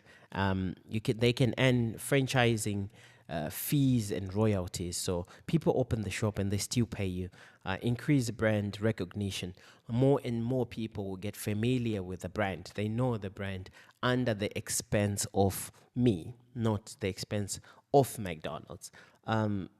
Expand with less own capital. So McDonald's can grow many stores with people's capital, like me, if I want to open my own McDonald's. What are the advantages of me, the businessman who wants to open his own McDonald's? I use a famous brand that everyone knows. Let me try to increase here so that we can see where I'm reading. Proven business system. I know the business system works because it has been in operation for a long time and everyone knows this business, right? Training and support. That has been proven again. They've already done the research and development. They have ways that have been working. They have, things that people are familiar with. Lower risk than starting a new business alone. Like I explained, if I was to start my own burger, Robin Burgers, it might not be as popular as McDonald's. It might take me decades before I even reach the same levels as McDonald's is at currently. And the types of fees that are paid, there is what we call the initial fee, which is a one-time payment to get the rights This is to get the license and open the shop and use the brand. So we call this the initial fee, the money that you pay to say, okay, we reached an agreement. I'm going to open the shop. And then there's also what we call ongoing fees. These are reoccurring fees that happen over and over again, depending on the agreement. So there's regular payments such as royalties, and also a certain percentage of sales and marketing fees that you have to pay to McDonald's. So let's look at the examples that I have here of some of the examples of franchising. So these are worldwide examples of franchising. We all know these brands. So we have McDonald's, a fast food restaurant in over 100 countries, including China. A lot of individual owners, corporations do want to open their own McDonald's. We also have KFC, which is famous fried chicken brand, thousands of stores worldwide, including China. We have Starbucks, which is coffee shops around the world, very popular in China as well. We have 7-Eleven, convenience stores opening in many countries, including China. H&M from Sweden, fashion brand with stores in many countries, uses franchising in some markets. Miniso, you can find it everywhere from Japan. Retail store with many products uses franchising to grow worldwide. Right? So franchising does allow a company to grow in other countries by working with local business owners. Both sides benefit the customer, get trust products. So you adopt or you open a famous brand, you have a proven system, you already have customers that are loyal to you. So me as a local owner, I invest and I have happy customers worldwide because people are already familiar with this. Like, for example, if I open a KFC, I'm guaranteed that customers will come because it's a famous brand. Pretty much everyone knows it. Same if I open my own McDonald's, people know it, people come, right? Rather than if I open my own coffee shop, they don't know it, they're not familiar with it, even if the quality is good. So this is where franchising comes into play. And like I said, the franchisor, this is the original company, the owner of the brand. The franchisor is basically the one that provides me. These are the two parties involved. The franchisor is basically the one who provides me with the brand name, the products and the recipes, the training, the business rules and system, and marketing support, right? So everything is already there. The research and development is done. There's formulas laid out. The recipes are laid out. The products are laid out. I don't need to do product testing, product simulation. I don't need to do any of that. Everything is already done. So an example would be McDonald's Corporation provides its franchise owners with the restaurant design, food preparation methods, employee training, marketing campaigns. So you are buying into a business that the foundation, the roof, everything has already been done for you. You just need to invest your money, right? And the other second party is me, the franchisee, the business owner. So the franchisee is the person or company that buys the right to use the brand. They invest their own money, open and operate the business, hire employees, follow the rules from McDonald's, pay fees to the franchisor. And we have a small illustration here. How it works is basically the franchisor, the business owner, provides brand training, business systems, and me, the franchisee, the business owner, I provide money, daily management, and then in the end we have customers, buy products and services, and the business keeps running and running. The difference between licensing and franchising. What are the advantages, disadvantages, and benefits to a country between these two? So we spoke about licensing, the right to use intellectual property. So you're buying rights to use intellectual property, patents, trademarks, technology, designs to make or to sell a product. Like, for example, I gave you Mickey Mouse. Mickey Mouse. What is the other example that I gave you? Frozen, The Lion King. these. So let's say I'm a toy company that wants to make these toys. I buy I buy the I buy the license from Disney to be able to produce these things, right? And then franchising is buying an already made business and buying the agreement to say, I can open a store, I can use the brand name as well. So the advantages when it comes to licensing is that it's a quick way to enter the market. It's already proven, right? Low costs and risk to me, the license to the person who's buying the license, right? The licensor, right? Generates income through royalties, fees. Licensee, the person who buys, the benefits from using proven technology and the brand, right? Franchising, on the other hand, is the franchisor gives another person, a company or individual, the franchisee, the rights to use their brand, business system, all the systems, support, how to sell the products and services under its name. And the advantages is fast business expansion, using other people's money, increase brand awareness and market presence, consistent quality through standard systems, ongoing income and initial fees plus royalty. So they get the benefits as well. So we looked at these two. Let's look at the benefits that it has to a country, not to waste time. So we have economic growth, right? It creates jobs, increases business activity, and contributes to the GDP through investment, business expansions. Also, technology and knowledge transfer.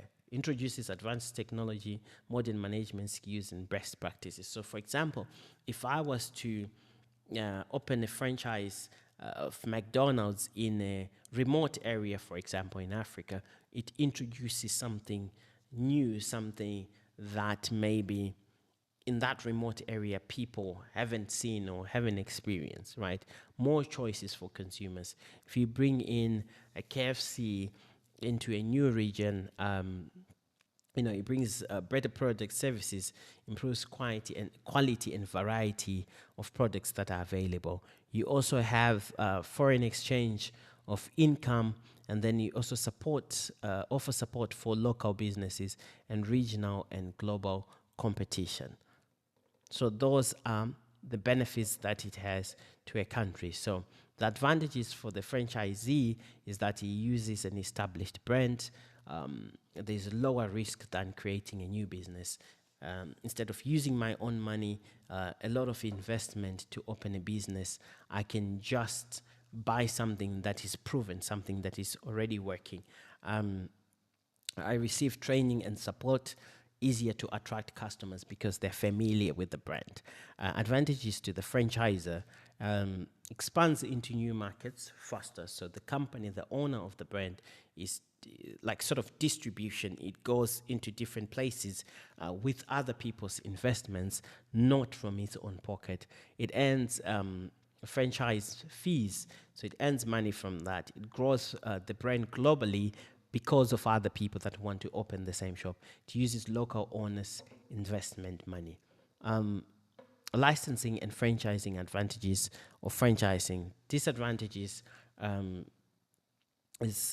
disadvantages to the franchisee is that must follow company rules. So you're not flexible. You have to follow what the brand represents, right? You have to pay the fees, whether you sell or you don't sell. You have less freedom to make decisions because everything comes, for example, if I open a McDonald's shop, every decision, everything, how I can change marketing and things like that comes from McDonald's itself. So I have less freedom to make any decisions. For the franchisor, the one that gives me the brand, cannot control every location directly because sometimes it ends up being too much. The franchise mistake can damage the brand image. So one shop, if it does something bad, it can damage the whole brand's image, even if other departments or regions are not related to any of that. Let's look at foreign direct investment. What is foreign direct investment? Let me see how much we still have. We still have a lot. But let me try to cover as much as we can. Okay, so foreign direct investment, which is called FDI.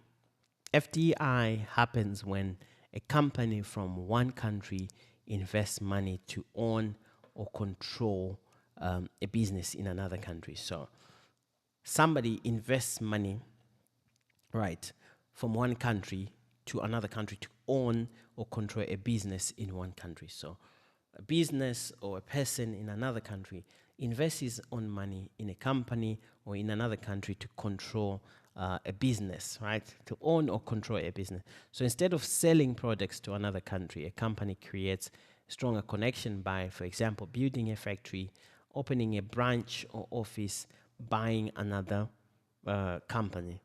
FDI basically helps companies to enter new markets and grow globally. Companies invest in other countries too. Why do people invest in other countries? To reach new customers, produce products closer to customers, reduce costs, expand businesses, and access new resources and skills. So let's look at the more classified, the more simplified chart that I have here.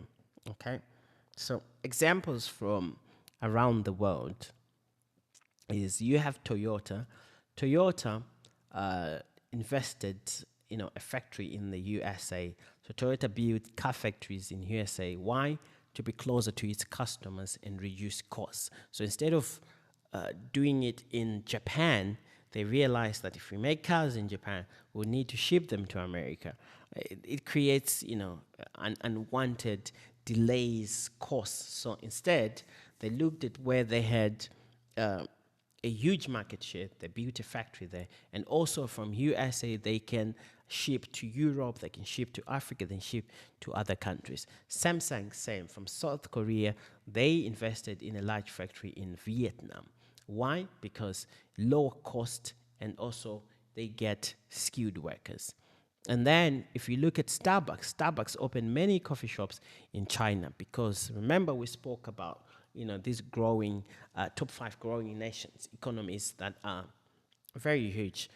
China has a growing economy, is a growing number of people interested in coffee. So Starbucks opened many coffee shops in China. Why? Because the market is big. You have a growing coffee culture in China. You're talking about 1 billion people. So if you can accumulate that market share, that is good revenue for Starbucks. Nestle, from Switzerland, they invested in food and drink companies in India. Why?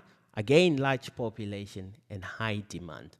Microsoft, they set up offices and data centers in Ireland because good business environment, and also they can get tax benefits. So why is FDI, foreign direct investment, important? It creates jobs, right? It brings new technology to a country. For example, Microsoft moving to Ireland, okay? Increase economic growth and also more goods and services for people. Like in the example of India, Nestle has pretty much pushed out, has rolled out a lot of services and goods for people. In simple words, money from one country, right, invested in a business in another country, and then helps both businesses and the local economy. This is what we call foreign direct investment. Money from one country invested in another country. Two types of FDI. We have what we call greenfield investment. This is when a company builds a new business or factory in another country from the beginning. So from the get-go, a company or a business builds a factory in another country from the beginning. So for example, we have Tesla did this in China. They built a new factory in Shanghai. They invested money to build this gigafactory in Shanghai.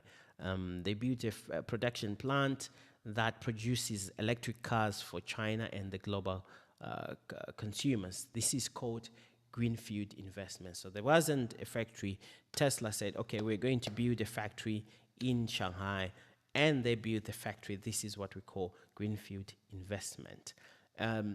Second, we call what we call M&A, which is mergers and acquisitions. So a merger and an acquisition is a company enters another country by buying or joining with an existing business. So to merger is to join, to acquire is to buy.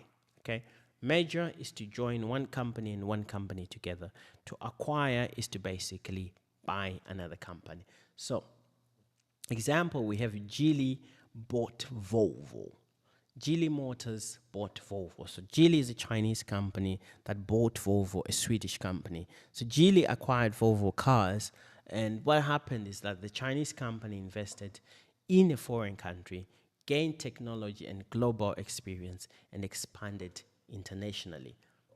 The benefits, the advantages and disadvantages of foreign direct investment is that the advantage is you get more control. Companies can control production, quality, business decision in other countries, right? You get access to new customers, okay? So companies can sell products directly to new markets. For example, the Gigafactory in Shanghai, Tesla can sell its cars directly to the Chinese consumers, lower production costs. Instead of producing Tesla in America, shipping it to China, they built the factory in Shanghai where they can just ship, the cars around China or other Asian countries. Access to resources and skills. So companies can gain new technology, workers, suppliers, and knowledge. It builds a global brand reputation. Okay, so because the company becomes more recognized internationally, you're building a factory, for example, in India with Nestle, Tesla in China. So it becomes recognized globally, basically. And the disadvantages of FDI, it can be higher cost. Building factories or buying companies, accusation requires large amounts of money. So not all companies can do this. There's also a higher risk. Political, economical, legal problems in other countries can affect the business. You also have difficult management. Managing employees, culture, laws in other countries can be challenging because the business practices in different cultures are different. So management might be an issue. There's also possible conflict with local businesses. Foreign companies may create strong competition for local companies because you're bringing in a lot of investment, a lot of money, as compared to maybe not smaller but local companies that are still trying to build their brand. International brands are well known. A local brand might still be building up by that time. So you have competition, you give a lot of competition to these local brands, which they might not like. There's also long-term commitment. So even if things are not working, you cannot just leave. Companies cannot easily leave because they have invested a lot of money. They would have invested a lot of money. And we look at what we call joint ventures. Joint ventures, I'm trying to see how much we still have to cover. Joint ventures is a business created by two or more companies that work together and share ownership, right? So joint, it means two that are joined together. So sometimes a company wants to enter a country but does not know the market well. So I have my own company. I want to enter China, but I don't know the market in China very well. So instead of working alone, I partner with a Chinese company, a local company, right? So we invest money together, we share resources, we share control, we share profits, and we open a new company together, okay? So what is a joint venture?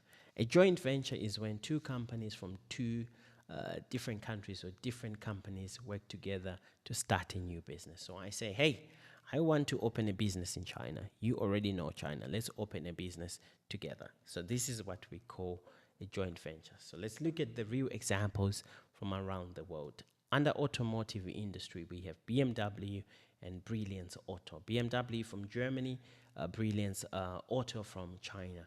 Together, they make and sell cars in China. Right, this is a joint venture. They started a new company that they make and sell cars in China. Technology, we have Microsoft and Tencent. Microsoft from America, Tencent from China. They work together on cloud services and digital products. Food and drinks, we have KFC and Yum China. Basically, they open and manage KFC restaurants together, right? So this is a joint company. And energy-wise, we have BP, which is a British company, CNPC, which is Chinese company. They work together on oil and gas projects. So why do companies want to get involved in joint ventures?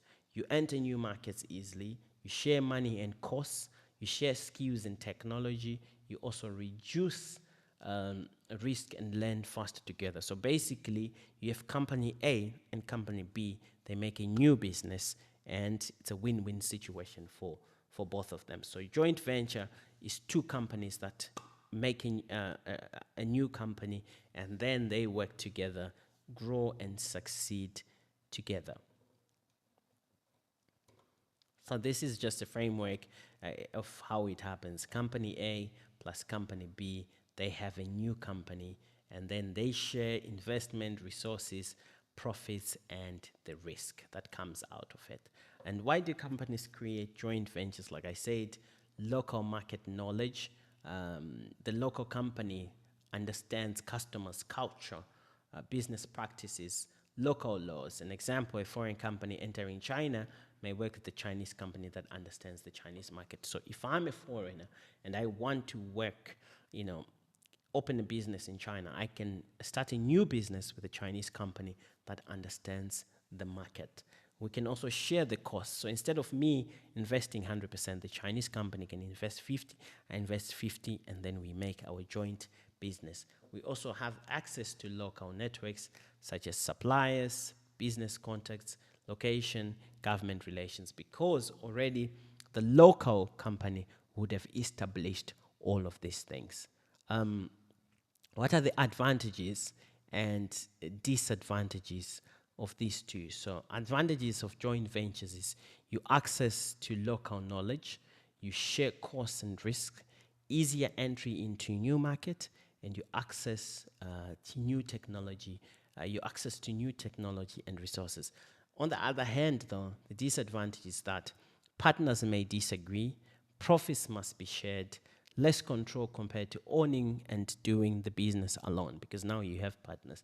You have different cultures, management styles that can create problems. So foreign Western company, Asian company together, the management styles are quite different. So this might cause problems. And let's have a simple comparison, because FDI and joint ventures are different. So let's look at who owns, who controls, the risk goes to who, and an example. So ownership under FDI, one company owns the business. Under a joint venture is two or more companies that share ownership. That is what is called a joint venture. Control. FDI, you have higher control. The company has a higher control.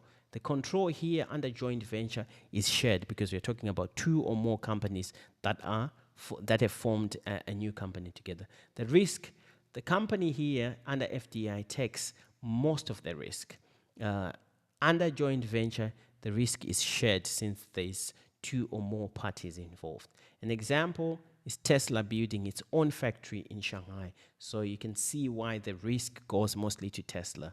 And we have Volkswagen and SAIC. They work together in China. So that is a joint venture. And strategic alliance, we're almost done. Okay, strategic alliance. Strategic alliance is when two or more companies work together to achieve a business goal while keeping their own company separate. So instead of a joint venture where they make a new company, strategic alliance is when this company A and company B say, okay, we can work together, but they do not make a new company. That's the difference. Yes, but we don't make a new company. It's just we can share things, we can do things together, but we do not open a separate new company. So that is what we call strategic alliance. Basically, is when two or more companies work together to achieve a business goal while keeping their own company. So we keep our companies separate. We do not have a joint venture or a new company is formed. So instead of creating a new company, they make an agreement to cooperate.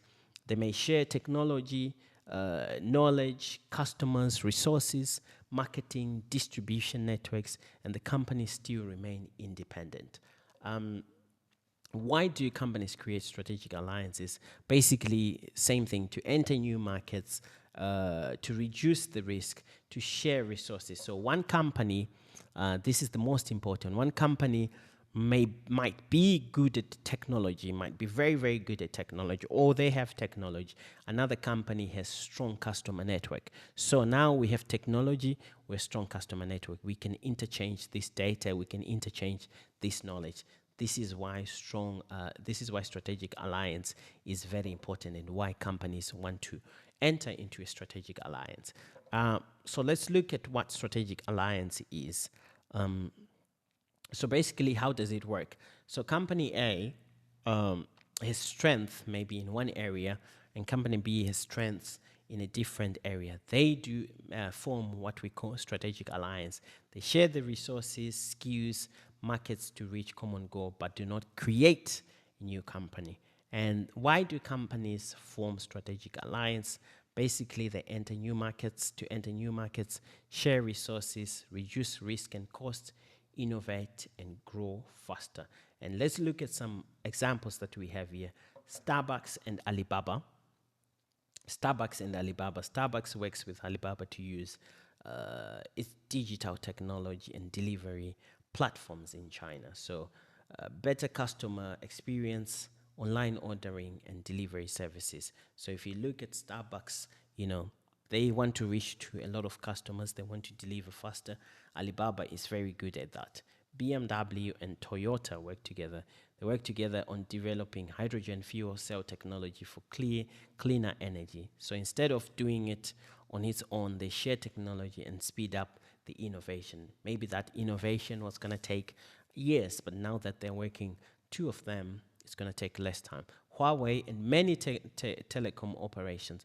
Huawei is very good at things like 5G networks, and it works with different countries, different companies in different worlds to expand the global network, share knowledge and experience. Spotify and Uber, basically to increase customer satisfaction and customer experience. So Spotify and Uber cooperate, so that users can play Spotify music directly when you are in the process of taking an Uber ride.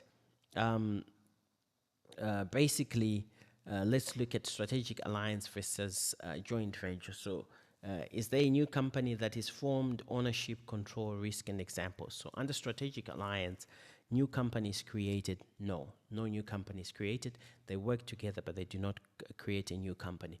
Joint venture, yes, a company is created. Ownership, companies remain separate under strategic alliance, whereas joint venture, partners own the new company. They form a new company. Control, they cooperate on specific areas under strategic alliance, and in joint venture, they share control of the new company. Right? The risk is much lower because the companies are still independently standalone under strategic alliance, and under joint venture the risk is much higher since we made a new company basically. And an example will be Starbucks and Alibaba. Starbucks is still Starbucks, Alibaba is still Alibaba, but then they do cooperate in some things.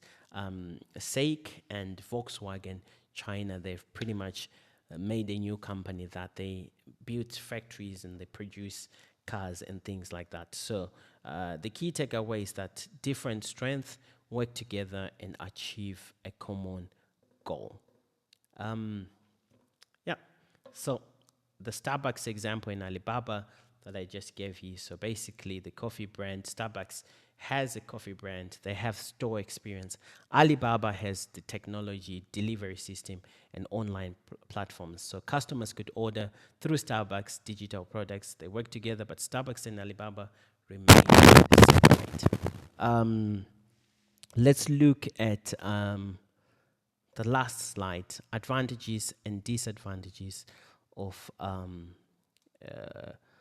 a strategic alliance. So basically we have It is easier to enter into new markets as the advantage, share knowledge and technology, access to new customers, faster business growth. And the disadvantage is partners may disagree, there's less control over the partner, trust problems may occur, one partner may benefit more from the other, different company cultures may create problems. And these are just a few questions that I have. So a company wants to sell products in another country. Which method is usually the easiest and cheapest way to enter a foreign market? A, build a new factory in another country. B, buying a foreign company. C, exporting products to another country. D, creating a new business overseas. So which one do you think between A to D? A company, number 5, companies can use licensing and franchising to expand globally. Which statement is correct? So A allows another company to use products, technology, or a brand. Franchising allows another person to use a complete business system, whereas B is licensing, means building factories in other countries. Franchising means buying foreign companies. C, licensing and franchising are exactly the same. D, franchising is only used by manufacturing companies. So between A to D, which one is it? And then the last question, number 6, is a company builds a new factory in another country. This is an example of exporting, a greenfield, foreign direct investment, licensing, or barter trade. That brings us to the end of our class. Well, there's still number 7. So foreign direct investment usually requires more money but gives companies more control. Why do companies choose FDI? They want to avoid all business risks. They want more control over their foreign business. They do not want to enter foreign markets. They want to sell products without money. So which one, A to D? So by the end of the class, you should be able to understand or to define what exporting is, licensing, franchising, strategic alliance, joint venture, and FDI. You should also be able to define what the main idea is, like, for example, to sell products to other countries, that is exporting. Work together without creating a new company, that is strategic alliance. FDI, to own or to control a business. And you should also be able to give examples like Tesla factory in China, that is an example of FDI. Exporting, China sells phones overseas, and franchising, McDonald's franchise. So if you have any other questions, like I always say, we can discuss them more during the live Q&As. But I hope today there was a lot to cover. In the end, we went a bit faster, but we can always revise the lessons. And if you have questions, you can let me know. So thank you for joining me today. And I will see you in the next lecture, which is going to be lecture 4. Have a good day, have a good evening, have a good morning. Thank you once again for joining me.